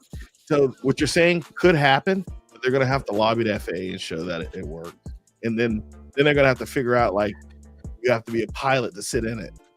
Did you say the FFA, Fuma? Yeah, you gotta do this FFA, the one with the blueprint for air taxis. Ooh, what is this? I told it's been going on for a while. Proceeds changes to accommodate future air taxis and other advanced air mobility (AMM) operations. That's going to be under the blueprint. Under the blueprint of AMM operations, it will begin at a low rate, with air taxis flying much as the helicopters do today. They'll use existing routes and infrastructure such as helipads and early vertiports. Pilots will communicate with air traffic controllers where required. So what did you say? Pilots. That's a pilots. Yep. Pilots. So licensed people who are able to communicate, operate these VTOLs, eVTOLs, or air taxis. As the number of operations increase, air taxis are expected to fly in corridors between major airports and venti ports and city centers. The complexity of corridors could increase over time. From one single one-way path to routes to serving multiple flows of aircraft flying in both directions. Over time, these corridors could link an increasing number of routes between vertiports. The FFA expects aircraft technology will evolve as well. Aircraft automation and real-time data sharing between aircrafts will likely play an increasing role in these corridors. Better stack your motherfucking dag. The operational blueprint is a key step along with the certifying the aircrafts and pilots in the FFA's efforts to safely usher in support for the next era of aviation. The blueprint aims to provide a common frame of reference of the FFA, NASA, and industry to help guide their research and decision making. Motherfucker. So the FAA, let me just so you know, I'm just gonna help you out on this. To get into a Class D, Class C, Class B airspace, you're gonna have two-way communication. So that's why they probably can't do the drones right now. Right? You gotta have a pilot with communication and so forth. Do I see that happening in the future? Yes, but there's some stuff that's got to be changed on the FAA side, meaning they don't have necessarily the fastest internet speeds when it comes to certain facilities. And I don't mean like the facilities, like the big stuff you guys see. I mean, they got stuff in the middle of the woods that are for all you IT people. Some of the places are using TDM circuits. There's nothing wrong with it. It's just a little older, and the infrastructure needs to be built out to get away from a TDM system. And if you guys are interested in what the heck TDM technology is, go Google it, and you're gonna laugh. Bro, isn't like airspace pretty much like the wild, wild west still? Like, because there's still like GPS spoofing and all sorts of stuff where you could pretty much anybody can get wherever they're going realistically, right? Like, is that really how it is? Nah, man. If you do GPS spoofing, hold on. If you do GPS spoofing, you're going to get caught. You're going to go to jail. Yeah, I don't know anything about that. I just heard that like airspace, you can still pretty much fly around without anybody really, So they're probably talking about Class G airspace, and that's kind of like the Wild West. But you just gotta adhere to the rules of Class G airspace and have a pilot's license. Because what'll happen? Eventually, you'll fly an aircraft that somebody won't agree with what you're doing, and they'll call the FAA, which falls under the Department of Transportation. And believe it or not, there's people who get paid to do ramp checks. Has anyone ever heard of a ramp check? Ramp check? What's that? A ramp check is a pilot's worst nightmare. A ramp check is when you're at the ramp and some person comes up to you and says, "Hey, I'm Joe Blow with the FAA. Let's do a ramp check. Do you have your medical card with you? Do you have your license? Let's look at your airworthy certificate in your aircraft." And then you start crawling up your behind and you can't run. You can't run, right? If you're a pilot out there and you know about ramp checks, you'd be like, ugh. Or you get pulled over in a drone, bro. Look at this video footage of this air taxi here. You just get pulled over while you're flying. That's nuts. Yeah, so they're meant for. So they're going to start off from building to building. So they're going to be for execs who travel from building to building, so they don't have to go mess with peasants on the road. But you know who's doing this already? Yeah, this was in New York. Columbia. There was a pilot in New York. They also did one in LA too. Yeah, Colombia is very big on air taxis. If you guys ever looked that up. Like Colombia uses a lot of pilots who fly helicopters. There's a lot of brands. Yeah, there's a lot of brands. I know Hyundai is one. I know Subaru is making one. I know GM is big on it. I know Rolls-Royce is also working on it. So, yeah. Well, didn't Trump just announced we're completely revamping the whole airspace, the whole air traffic control, everything. Yeah, modernizing for that reason. It's a big pill. For that reason. Taking over DC too. We're working. Hold on. We're working on it. We haven't talked about taking over DC. This shit is bullish as could be. Think about it. How are we able to actually get control of the government, like as a nation? This was a genius move. Now that we're gonna have control of the DC area, like to keep criminals out. He didn't say what criminals he was trying to keep out and start getting in line.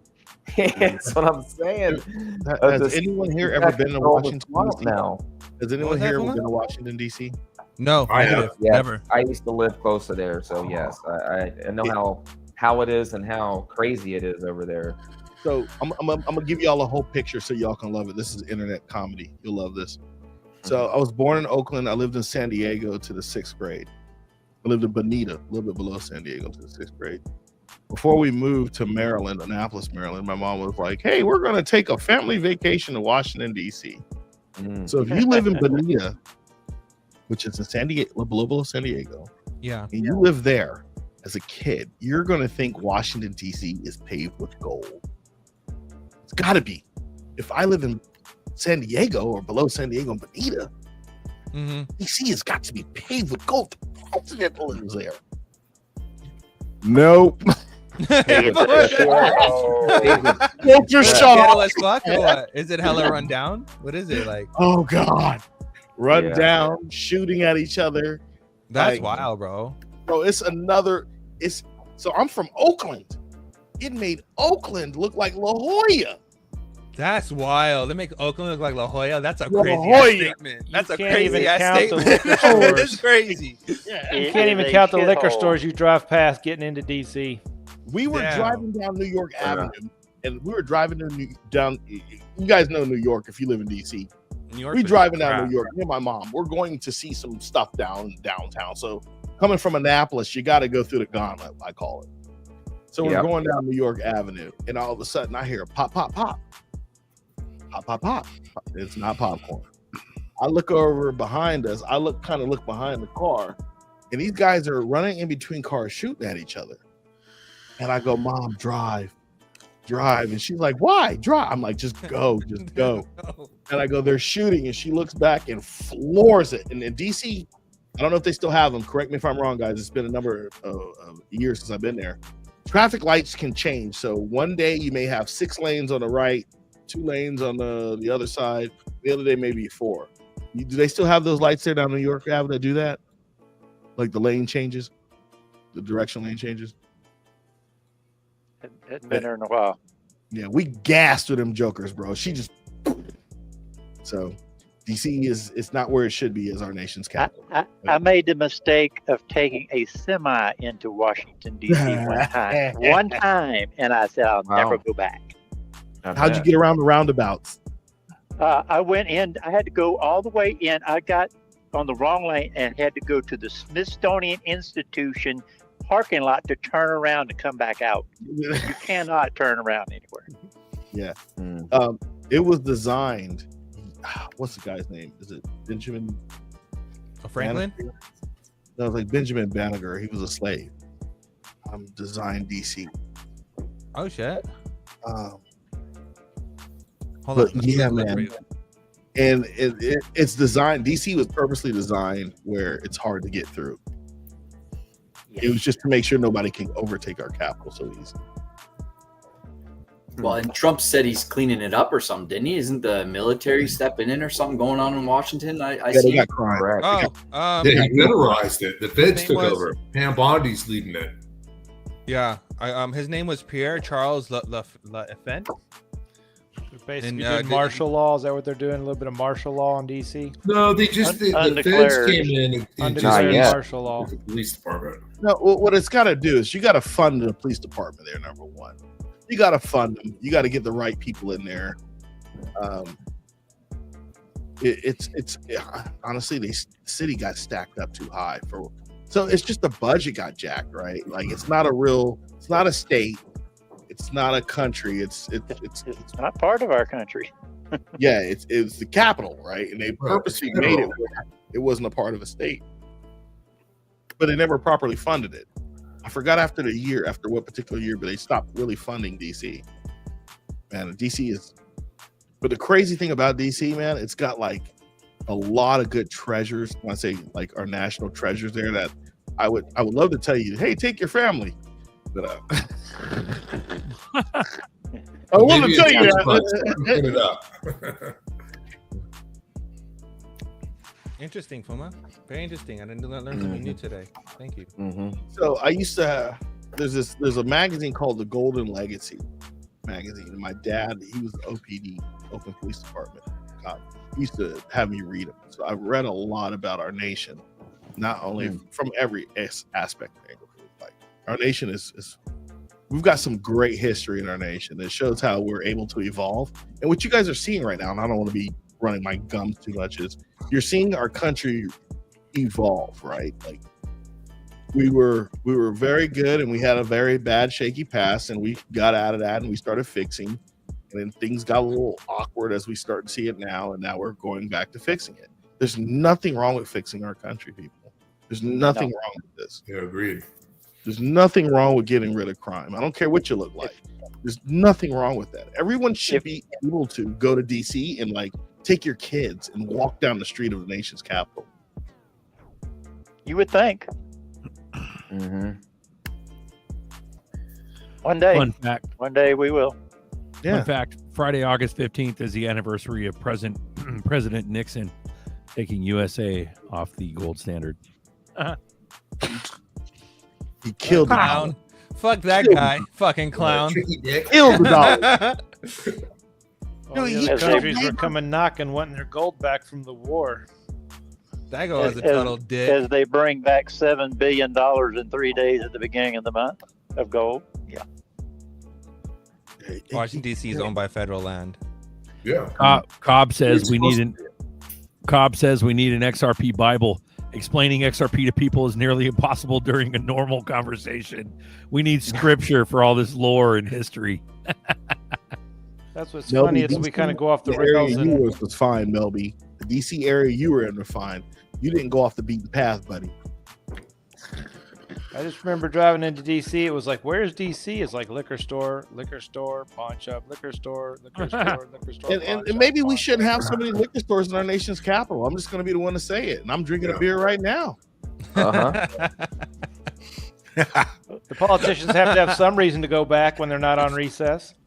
Well, if you know, none of the politicians live in DC. They all live in Virginia. And, right. They drink more when they're in DC. Like, isn't me, or can we all agree that the nation's capital should be in Texas rather than Washington D.C.? I would agree with capital you. Should be in right snap dab in the middle of America. Yeah, Nebraska. Wherever the middle of America is, and I could be wrong, right there. Kansas City or Omaha. State capitals. Big Gulf of America. So let's include that. So right in the middle of America would be like Texas. State capitals are right in the middle, so everybody has a fair shot of getting there. But that's why DC is where it's at, because when they first put it, it was the middle of America.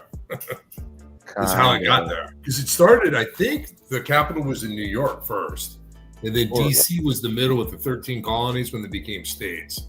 I thought it was Philly. Was it Philly? It could have been Philly. I know it was DC came later because it was a swamp. Literally, I mean, now we make fun of it. It's the political swamp. Well, Washington dedicated the United States in New York. What was that? Repeat that again. Washington dedicated the United States in New York. That little church that didn't fall with 9/11, everything around it fell, and that church didn't get touched. That's where Washington did it. Ah, that's right. That makes sense. Yeah. Yeah. That was a church that Trump went. He did a photo shoot right in front of the same church. Yeah, I remember that. That was so weird. It's such a fucking weird situation. There's fucking riots and shit going on. This motherfucker's out there in front of the church doing a photo. No, that was nerdy. That was in front of the White House. That it's called like St. John's Church or whatever, because they were rioting. That's when they were trying to break through the gate. He went in the bunker. Exactly. And then he brought out, what is that, General Milley? And yeah. So you know what I'm that's talking about. A church that's like profound. Thomas Jefferson's connected or something. My facts aren't 100%, but that's right there in walking distance. Yeah, that was so odd, bro. That was such a weird situation. Then he held the Bible upside down on accident. Yeah, like what is going on? That was different. Yeah, there's been so many symbologies over the past 5 years. Like, more than 5 years. We've been at this since what, 16? But it has been a clown show. It's been a minute. So the other thing is, I think 10 years now. Trump was talking about it was, why is the Department of Agriculture in DC they ain't growing nothing? Yeah, that's true. Dang. right? Like maybe it should be in Iowa. Who's growing the most? That's what the Department of Agriculture probably should be. Something's going down though, dude. Yeah, it is going down. Did you see how Trump called out Pelosi? That shit was crazy. Yeah. He was like, yeah, Pelosi's an insider trader. Fuck that bitch. I was like, what the fuck? Oh, shit. The Democrats are in panic mode, for sure. They better be. They better be. I hope they start locking people up in D.C. when they take it over. The Democrats don't get it. They disenfranchised all the American citizens, all the people who are like I call us the quiet majority. We're the guys that are going to work, right? We're just like eating crap. And like you just start saying stupid stuff to us. Not even stupid, harsh, foul stuff to us. and you think we're going to take it? Nah. Exactly. Well, and they're doubling down on it too. You know what I mean? They're digging in. I'm like, keep doing that. That's cool. That's all good. But yeah, it's amazing that they're digging in on that. Yeah, let them dig in. Personally, I think anyone who is affiliated with the KKK needs to be banned anyway. Yeah, they started it. Yeah. Yeah. Yeah, the Democratic Party, right? Anyway, I'm just Zeddy drinking a beer tonight. Right here. This is the one. Crooked Nancy Pelosi and her very interesting husband beat every hedge fund in 2024. In other words, these two are very average minds that beat all of the super geniuses on Wall Street, thousands of them. It's all inside information. It's nobody's looking into this. She's a disgusting degenerate who impeached me twice on no grounds and laws. How are you feeling now, Nancy? Well, probably that interesting I fucking husband. love this guy. Remember the dude with the hammer that hit him in the head? With whatever, the police came and hit Pelosi's husband in the head? Yeah. That was a male prostitute. That shit was so weird, bro. They opened the door, then all of a sudden the dude's like, action. He had, I think, a whiskey in his hand. You know, oh, nothing to see here. And he also was in one of the riots too, like on camera. It was like he's just they're all yeah. Where I was think the he's put detail? time now? But if you think about this, where was the detail that's supposed to be at that house? Right. Bro, who happened to the dude who shot Trump? What the fuck happened to him? That shit disappeared like it never even happened. What happened to Trump slicing his ear? What happened to all that shit? What happened to out the blood? He bladed his own ear and just stayed on stage for like 20 minutes saying, "Fucking fight." Hell yeah, brother. Yeah, that was tight though. We did that galvanized the community, bro. He was like, yeah, bro, we there. Bro, no Secret Service on Earth would have kept him on stage. Fuck that, bro. They would have fucking tackled him off stage in a microsecond. You know, yeah, but they had that little short. They had that little short girl protecting him, though. Oh, that woman, bro. That shit was such a joke. Most of them have those briefcases that open up into a body shield. Most of them carry those to protect, and they create like a shield over the president, and then they transform into the beast, and then they take off. Yeah. But yeah, J-Roy on deck. That was a weird day. What's up, J-Roy? What's happening? What up, pimp? Printing, bros. Printing. It's printing. Oh yeah, you are. You should be happy. Eat this pumping like a motherfucker, bro. You're probably new ATH, bro. New ATH. Let's go. It's so suppression is so bad, y'all. Like you're sitting there, like, hold on. Let's look at these charts. This is getting crazy right now. No, bro, we should all be like J-Roy. Everyone's worried about how the world's going to shit. J-Roy's like, fuck all that. I'm making money off these motherfucking Yo, have y'all seen all this new orange thing? All this orange stuff? No, what's the orange stuff? Go on Google. Somebody screen share. Go on Google and type in Taylor and see what happens. Like TAYLO. Yeah. The whole internet, every major account, baseball accounts, everything, they're talking about this orange stuff. And now there's coins launched called Orange going like today a coin on Solana got launched called Orange. And let me tell you what it went. It went 10% up. It's at 7.7 mil right now. And it went to it went all the way up to 15 mil, not 150. It went all the way up to 15 mil from nothing today because of this. Just go type on Google Orange. I think all that meme coin stuff's got to be a form of money laundering. Yeah, somebody's cooking some books. There's got to be money laundering on that stuff somehow. It's like the Taylor Swift thing. It's like some orange thing, and it's trending all over. You'll probably see it sooner or later. Yeah, so I typed in Google Taylor and it started to fucking confetti orange shit down the screen. Yeah, bro. Yeah, Google's even done it. Like you type in Taylor on Google. Taylor, Taylor. She comes up and then the fucking screen comes that says, "And baby, that's show business for you." Starts screaming up the screen. So what's the deal with the orange? What is that, symbology for Bitcoin? Is it some type of symbology? Something. Newly announced album. The life. I'm trying to figure it out. Hours ago, she's got a new album coming out. I have no idea, but the whole internet is talking about let's go orange. We're going orange. Taylor Swift surprises fans with new announcement album, The Life of a Showgirl. The Life of a Showgirl. Yeah, and I could care absolutely nothing about Taylor Swift. Only the Slamming Screen Door song, from back 2015. That was like the only good one, But when she was like 15 years old, right? But no, bro, I don't know. There's just orange is trending right now, so maybe it has to do with Orange Man. Orange Man. But yeah, bro. Anyways, let me ask a dumb question, because maybe I'm just not the smartest guy around. How the heck is Bitcoin at 119,000, Ethereum at 4,000, and XRP's at $3.23? It's the third coin. Because, bro, I think they're basing it on. I think they're basing it on all-time highs, Fuma. Because all-time high for ETH is 4,500. Yeah, 40. It hit today. It went new ATH, but yeah, bro. Also, some money laundering. The reason XRP is at $3 and something cents and it's number 3 is because there's so much more XRP in supply compared to ETH and Bitcoin. That's why the price is so different. But ETH is unlimited. You can make more ETH just by breathing.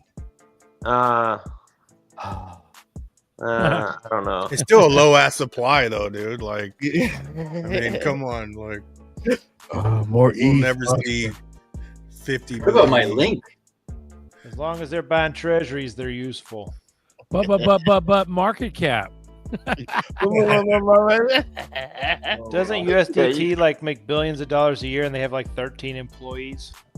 It's like ridiculous.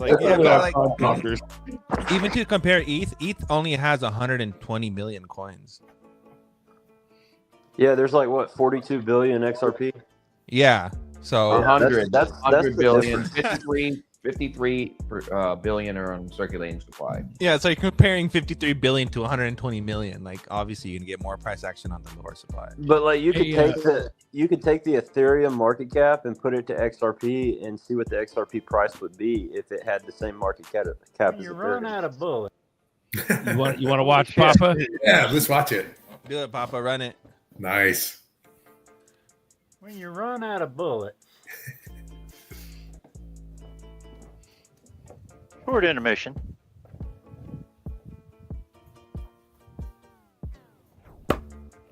Oh. Ooh. Hey. Motherfucker throwing knives. Don't give up. Don't just show up at Papa's house.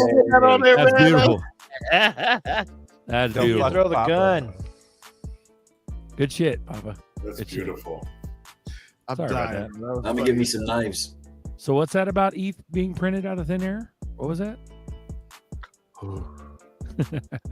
Okay, so it says XRP with the market cap of Ethereum would put XRP at $9.40. Yeah. So if you gave it like how many billion is it? Like 200 billion?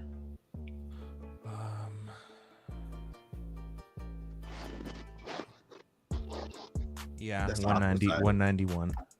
Yeah. So I mean, XRP will run. It'll keep running. So I wouldn't worry about it, Fuma. Just hold your bags, bro. I'm trying to work. Hold your bags, bro. I don't work either. I don't want to work either. I don't plan to. I'm disgusting with people at this moment, bro. I'm like, you're disgusting, bro. Let me tell you, Fuma.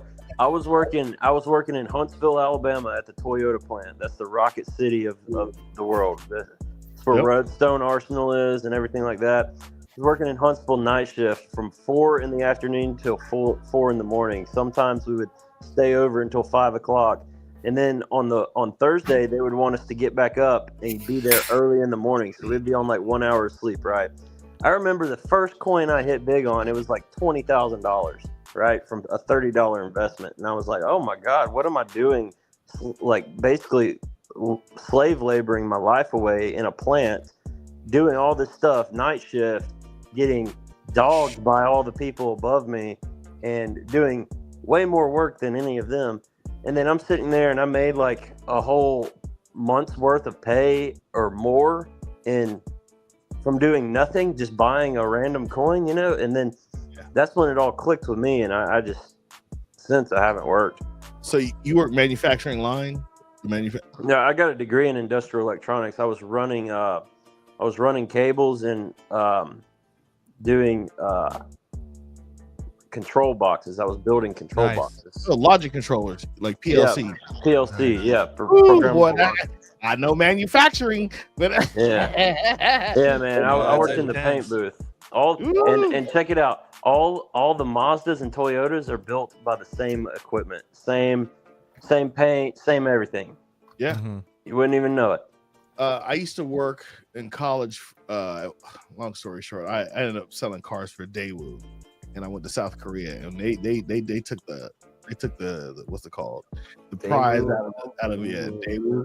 They were making oh my Daewoo god, was making parts for everybody. They're like, oh, you need Toyota? Here you go. Nissan? Here. They were making yeah.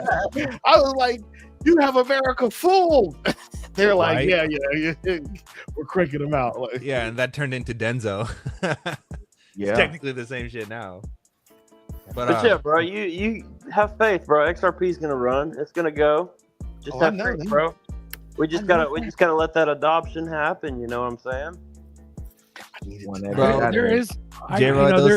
There's a lot of bitterness, though. There's a lot of fucking unanswered questions, J. Roy. That's where I get my bitterness. I'm like, fuck this. Where's the about XRP?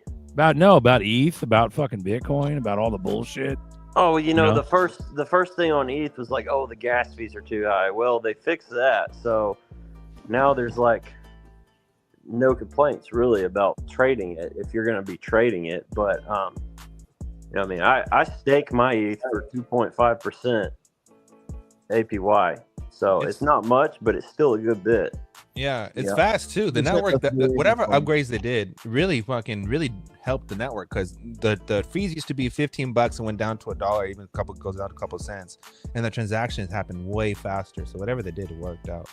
Yeah, we're not talking about fees and shit. I'm talking about Bill Hinman and them taking market share and pretty much having a free pass forever and ever and ever and ever and ever. Oh, you know what bro, I mean? do you know how deep it gets? Do you know that Joseph Lubin was the one who created Web3 Auth, which is your main solution for creating any kind of Web3 wallet application or any kind of which basically replaces OpenID.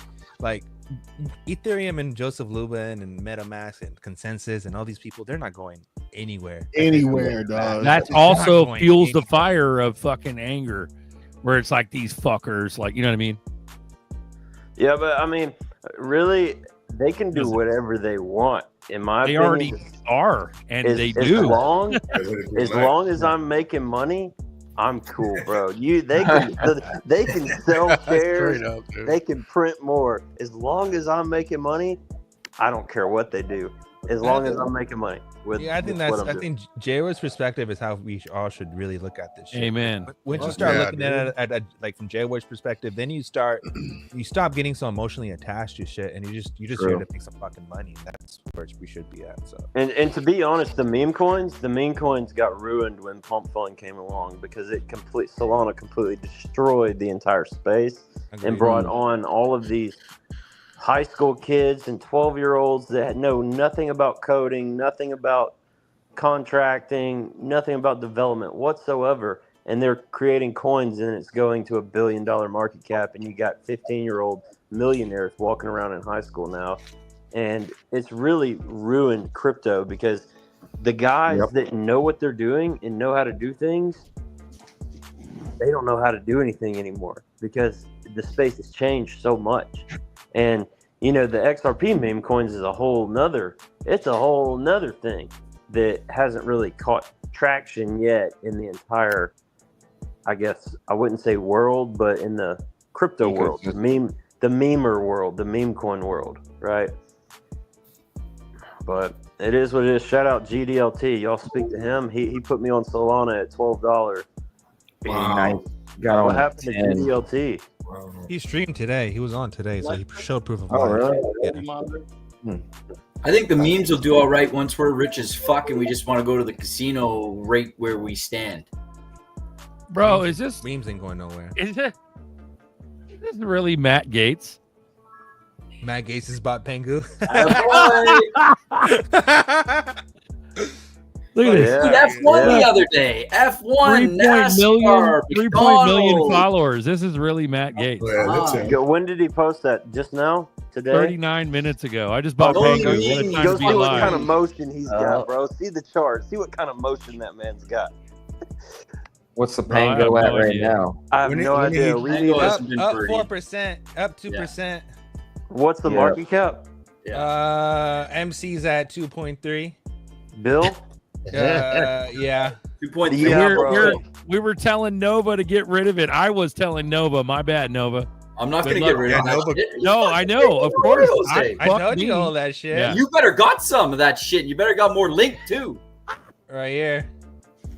Hell yeah. Nova. Number 58, That shit's motherfuckers. about to go, bro. That was only 39 minutes ago.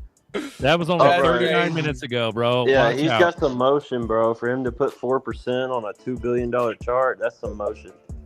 Bro. He'll be all right. He'll be all right. It's probably not over if it was 39 minutes ago. It was 39 minutes probably ago. gonna keep Wait, going. you haven't seen nothing yet, bro. All Good honesty, luck, Nova. though. Right on. Unless this is a huge Solana rug pull, like I keep seeing some Solana rug pull shit out there and all that. And Yep. When Matt Gates Absolutely, I fucking mentioned that tweets too. it, that's a whole nother animal. Oh, bro, he definitely got 100K to do that. They gave him 100K to do that for I sure. wanted to buy more of it the other day too, and I didn't. I wish I did. Fuck. Pengu's the new Dogecoin, bro. Yeah, We're man. in the degen era of crypto. Yeah, it's like the Pepe of 2025. Pengu ain't going nowhere. Pengu's a fucking ETF. You guys gonna be fucked up to think that Pengu's going. Yeah, man.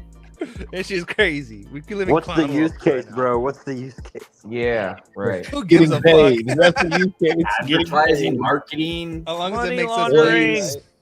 Look at me. I don't know. It's fucking working. I have a cool penguin. It's a character. It's a cartoon. It's like stuffed animals were back in the day. NFT. For real, bro. Use Teletubbies. cases to make money. It's money laundering, like still half on the modern art stuff is. Yeah. Ooh, Yeah. don't say that out loud. TY things. But, That's not a new thing. Art is not a new thing. So I went to I'll this just say it like exhibit that. in St. Augustine, and it was like my wife was like, "Yeah, they got some glow in the dark art." I was What? like, "All right, let's go." And I was like, "How much does it cost?" She's like, "Oh, it's free." I was like, "I'm in." But we went in there and they were selling this glow in the dark art. Looked like your daughter made it on a Friday night after a couple beers, you know. And they were charging money for it, like $300, $400 and up. And I was like, "These aren't half bad." I was like, I'm falling into degen society. Did you buy one? Were you thinking about it? Did you consider I it? really was thinking about it. But the problem is crypto is like crack, man. Like, yeah. Fucking fool, man. St. Augustine, Florida. Yeah. Beautiful. Did you trade some Did a Zerks family for it? trip there. We fucking loved it. It was awesome. Dag. Yeah, I live about 45 minutes south of St. Augustine.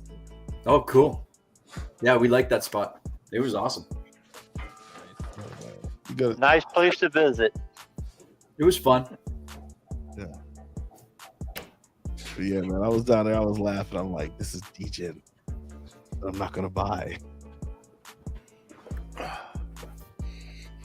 Yeah, I'm Smoke moving was to talking a Conway. lot about ISO 222. I don't know if anyone caught that. I got myself in a little bit of a Fuck X convo there this Smoke is a morning. I don't fucking know if scam. anyone likes to talk about that or wants to talk about it, but Nah, Smoke is a scam. I got into him many times. The dude's a trash.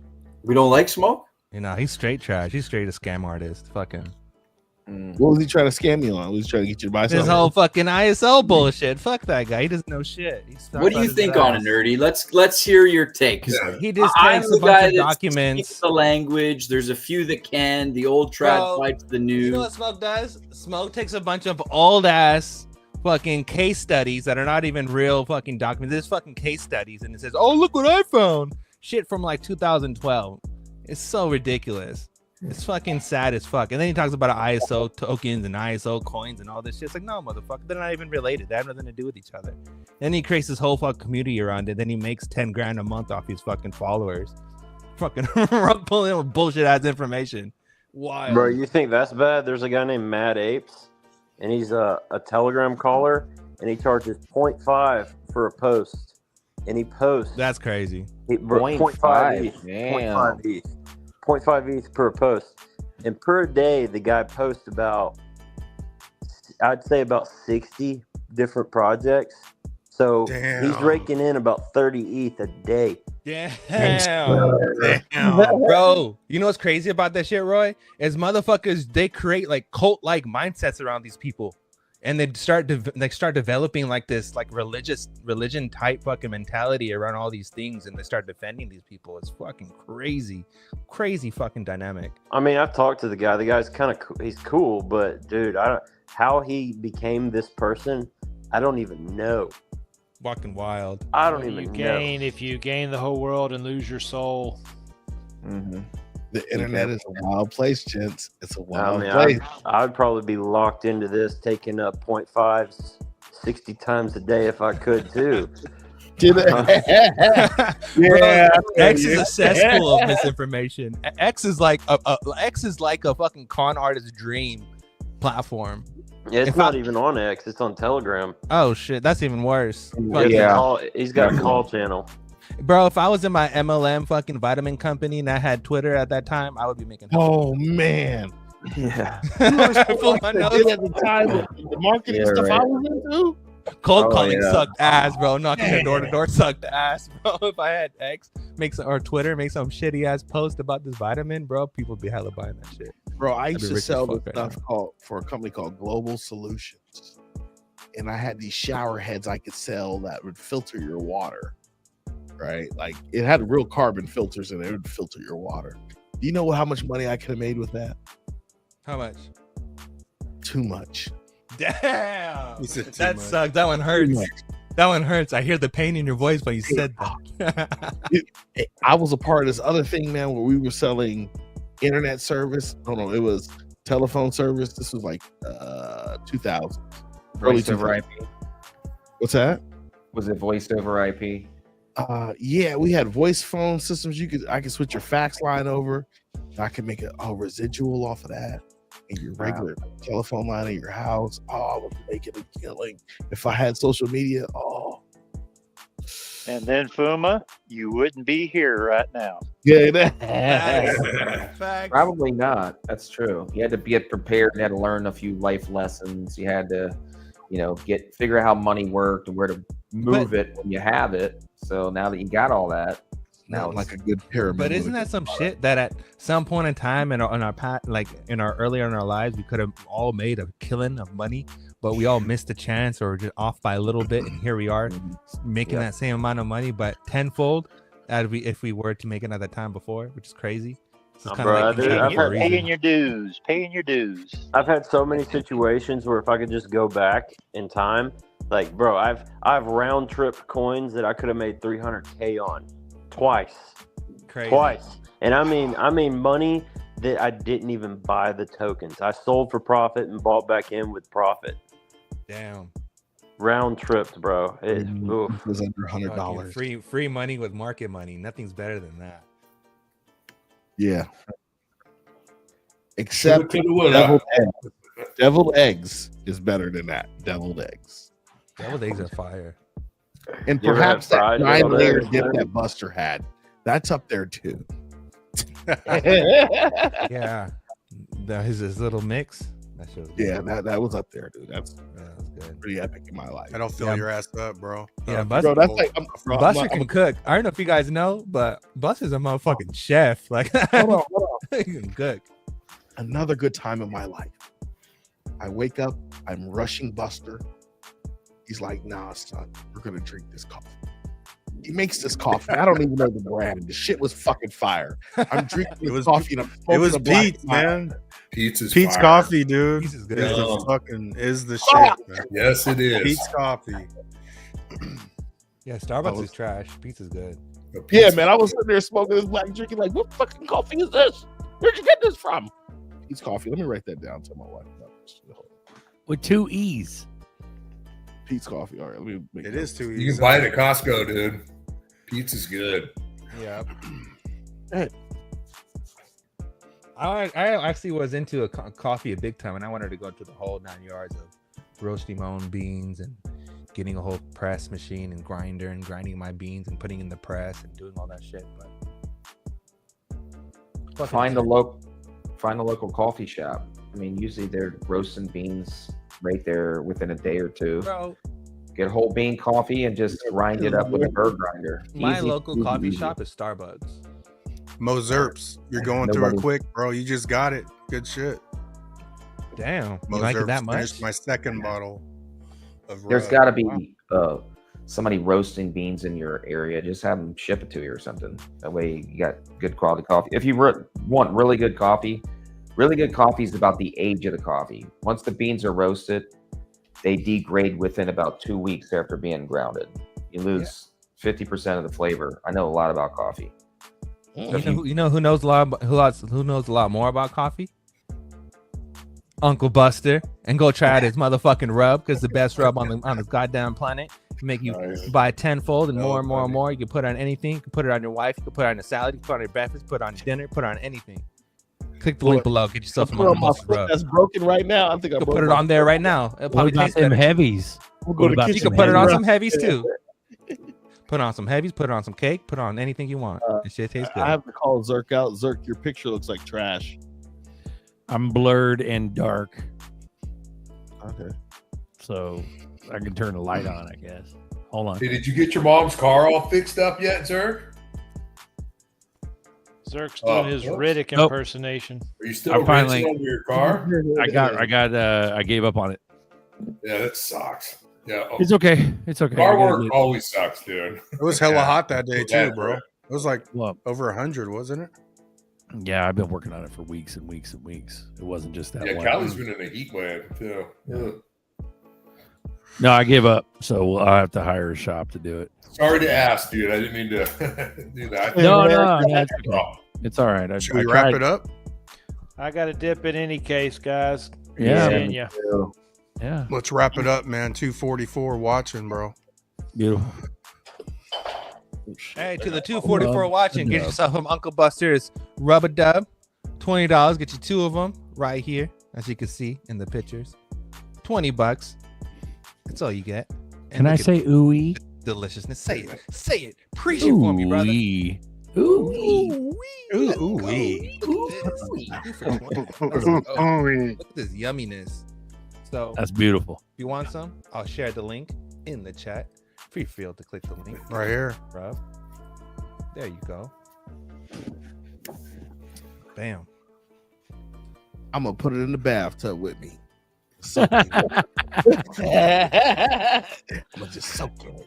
You're gonna marinate. Marinate myself for a couple of days. Bro, that bean dip was fire though. I remember eating a fuck ton of that. Yeah. Like, I'm not trying to be that guy, but when we go back to Buster's house, we had quiche. He made us quiche in the morning too. Yeah, that quiche is fire, bro. Hold on, why are you gonna tell me about the quiche? I didn't want to mention that shit. I'm sorry, bro. Yeah, we should do another SAC meetup. The SAC meetups are nice and chill. Oh, fuck. Here we go. Are we doing a SAC meetup or what this year? We Fuck can. it. Let's go ahead and throw it out. Well, I don't think it'd be like worth it for Baggy to come back. Like that's crazy, bro. No, Yeah. $10, man. It's I ain't far, seen none dude. of you motherfuckers tell this shit's $10. $10. Me Fuck, neither. bro. 20 hours for me. You gotta be that way, bro. Like, you gotta. Straight up, bro. 20 hours. Bags it's going to be 20 hours for Bags too. So, yeah. No, he has to come back eventually. We'll just do it when he comes back eventually. I'm coming back every 6 months. Is he probably. coming back, bro? I'm like, I text him every now and then. I'm like, bro, you okay? Yeah, the phone sucks. Yeah. Like, damn, bro. Like, what we gonna Great do, shit, dog? You know? He's scouting out the island he's buying. Yeah, he's giving a little pimp little island. It's nice over there. Unfortunately, I had a little accident on that little island, but I was supposed to meet up with him that same day. Actually, it's pretty nice little area. Shit now. Where's he at? Don't want to say the location because for anonymity purposes, but he's on an island close to where I'm at. So, but yeah, it's pretty chill. It's only like a 45-minute ferry, so to the mainland. You're a fairy. I think you join the club, dirty. Brother. Kidding. I love you, bro. I'm just playing. Anyway, I know. Love you too, bro. Love the panel. Shout out to the panel here. Everybody being here every week. Thank you for having me on, y'all. And, for sure. Yeah. Berserker and Buster yeah, for doing guys. it every week. Good show today. Yeah, good show. But Yeah. yep, All right. you guys can plan on going abroad and having a meetup. You're abroad. I'm going to Buster's house. Buster, we're gonna talk after this. Somewhere else outside. Of, Fuck that. We ain't got to be a meetup. I'm coming out there. God damn it. Come on over, Red Rover. It's $100. You're gonna want to maybe go to somewhere. Sorry, I'm cussing on the show. I'm a little emotional. You can come to my place, but we can't go in the forest. Yeah, that's no fun, dude. Forest should be open, bro. I love forest. Correct. I can't get out of the Uncle forest. Buster, thank you for doing the show, dude. Because every time I've come on, it's always when you had already left. So nice. I know, man. I almost commented the other day. I'm like, I was all, yo, the second time you came on right after I left, but yeah, I didn't send it. Oh, right yeah, on. man. But yeah, Thanks for thank coming you, on, dude. bro. It's been following for years. I finally said, I'm going to jump on. I did it on the emergency Thursday or whatever it was when the court case was finished. And then I came in late, and then we went on and on and on. I think on Sunday, I'm on Buster's not here again. Oops. So nice to meet you, bro. You too, brother. You too, man. And everybody else, Fuma and Nova and J Roy and Navigator. I think you were there before. So yeah, real cool. And XRP Papa, nerdy. Hey, I'm still waiting on my ledger. You dipped out, dude, with my seed phrase card. I saw your video. It was cool. Did you get one? I think he got one. He ordered it, I think. Coming. Yeah, there it is. See, There it nerdy is. knows. I got one. Yep. Because I'm a Ledger fanboy. It's just like a tangent card, right? I was bummed when I saw your video. Your video was good, but I'm like, damn, I didn't get mine yet. I know, bro. I had a freaking the FedEx was fucking with my package. I had to go all the way down to freaking the distribution center in Rockland and check with them. They're like, no, it's at your Walgreens where we send it, it'll be. And I had to go come all the way back home and yeah, I was there. Bro, we'll talk about FedEx after this, bro. I had to. FedEx is annoying me. They're thieves, and I'll tell everybody, don't mess with FedEx. If you can get something else like USPS or UPS, get UPS. FedEx, they steal stuff. Damn. Damn. I'll tell you the story. All right, so I was ordering gold from JM Bullion, and I was having it delivered to my house. Right on. Yep. I had FedEx a couple times do some shifty stuff with my packages. So I told him, I was like, JM Bullion. I literally went on the site when I was ordering. I was like, use the ground because I know it's going to go through USPS ground. Yep. And I literally put in the notes, do not send through FedEx. Well, they send it to FedEx. FedEx person leaves a note on the door. I missed the first one. The second one, I was home, but they snuck the note on the door. So I took the note and I went to the FedEx office. And I'm like, hey, here's the code. Come get my package. And they're like, where were you? I'm like, hold on, fuck where I was at. Where's my package? Yeah, like, yeah. Gotta give me the thing. I was like, I know you stole it. And then she was like, no, we didn't steal it. I'm like, well, give me the package then. And they couldn't give me the package. And then they gave me a tracking number. She wrote down a tracking number. How many people in their life has FedEx ever written down a tracking number for anyone? No. They print them out. Oh, they text it to you. It's in the app or something. Yep. If I can probably find a FedEx code right now, it's still in the system. They couldn't find my package. So I reported to JM Bullion. I had to go back and forth. So then I just opened up a PO box and I moved away from JM Bullion and went to AppMax to have delivered to a box where someone's going to be there all the time. But FedEx steals, bro. Damn, that's shady, bro. If your carrier figures out what's in those boxes, it's your issue. Yeah, it's funny that you mentioned the ticket because when I was getting my card, like they left a ticket on my door saying that we came, blah blah blah, and I'm like, I didn't hear shit. I didn't hear a knock. I didn't hear nothing. Like, how can you tell me you're at my door? I didn't hear anything. I go outside and I see the truck leaving, and I'm like, what? How can? Because I got the notification on my phone that we missed you, blah blah blah. So then I go outside. The truck is leaving, and I'm like waving down the truck, like, bro, just keep back my package. Where are you going?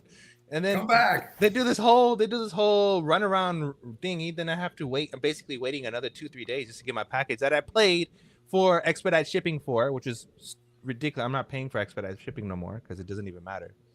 But yeah, FedEx is that shit's crazy, bro. I think the carriers on FedEx have figured out what's in packages by opening them. I agree. Now they're like, oh, we can steal this. Yeah, by saying that we misplaced it or using loopholes within the system, and then FedEx takes responsibility, gives them money, or does whatever they need to do, and they get away with the package. That's fucked. And if it's not the driver, it's somebody who's loading his truck. Yeah, it's an inside job, 100%. Right? Same shit with Papa. Like Papa's situation was 100% inside job. So there's a lot of companies out here doing inside jobs and just blaming the company for it. The company gets a bad reputation, but they don't care because they got away with the crime they want to get away with. And when they got that union boy, they on your neck. Right? Try firing a FedEx driver in a union. See what happened to you. You know what that is? That's grimy. Well, gold's pretty heavy. I mean, it's pretty obvious if you've got a small package like the size of a shoebox and it weighs like 50 freaking pounds or something. Well, no one's buying 50 pounds of gold, number one. I'm just saying, gold, everyone's buying like less than, no one's even buying an ounce of gold. That's how expensive it is. You're like, you're buying grams, right? You're like, 5 bar of gold. 30 dollars. 2 grams. Small package gold, I mean, like, yeah. Oh, you got a brick there. Buy an ounce of gold, you let me know. And now this is a little spongy toy that they give you with your order. It's not real. Chill out, IRS. Yeah, that'd probably be 15 grand, dude, in your hand right there. Yeah, right. What? They probably can weigh things and know what's in it, by the package. No, they notice the boxes. They all look the same. Yeah, they know. Everyone, say night night. Night. We'll catch you on Sunday. Coffee time. Thanks for watching. We love you. Keep your heads up. Keep your heads up. Baba Cug says it's tomorrow. Who knows? Fuck I hope so. Later. Tomorrow is tomorrow. This one's groovy. Check it out. They told us dream small, but we had the stars in mind. While they chased hype, we studied time. In the noise we found the signal. Brad knew just what to do. Now XRP hums like jazz, running smooth and true. Money's changing, systems bend, ripple flow into the end. Truth is quiet, bold and deep. We salute the ones who lose no sleep. Salute to the minds that built this chain. Salute, salute through the trials, through the pain. Salute, salute to the calm, to the wise. Salute 100 in our eyes. Bitcoin maxis yell on stage, stuck in loops they call belief, while XRPL just clears the way. No delay, no grief. They hoard coins like dusty gold, but we got utility in every fold. The future ain't loud, steady breathing. Real ones know what's worth believing. It ain't hype, it's code and soul. We salute the ones who see the whole. Salute to the builders, to the flow. Salute, salute where the real ones choose to go. Salute, salute to the heart, to the plan. Salute, XRP will lead the land. Value don't lie, and truth don't shake. Let the whole world break, we remake. Strategic reserve, written in stars. XRP gonna take us far. So here's to the signal, clear and bright. To the dreamers who held on tight. No matter the storm, no matter the fight. Salute, we rise with the light.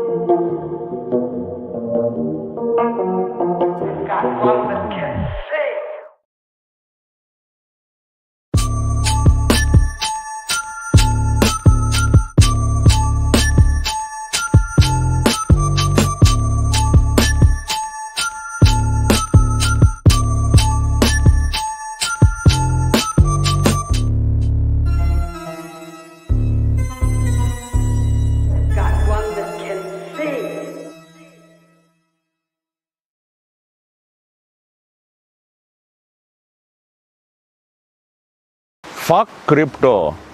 You don't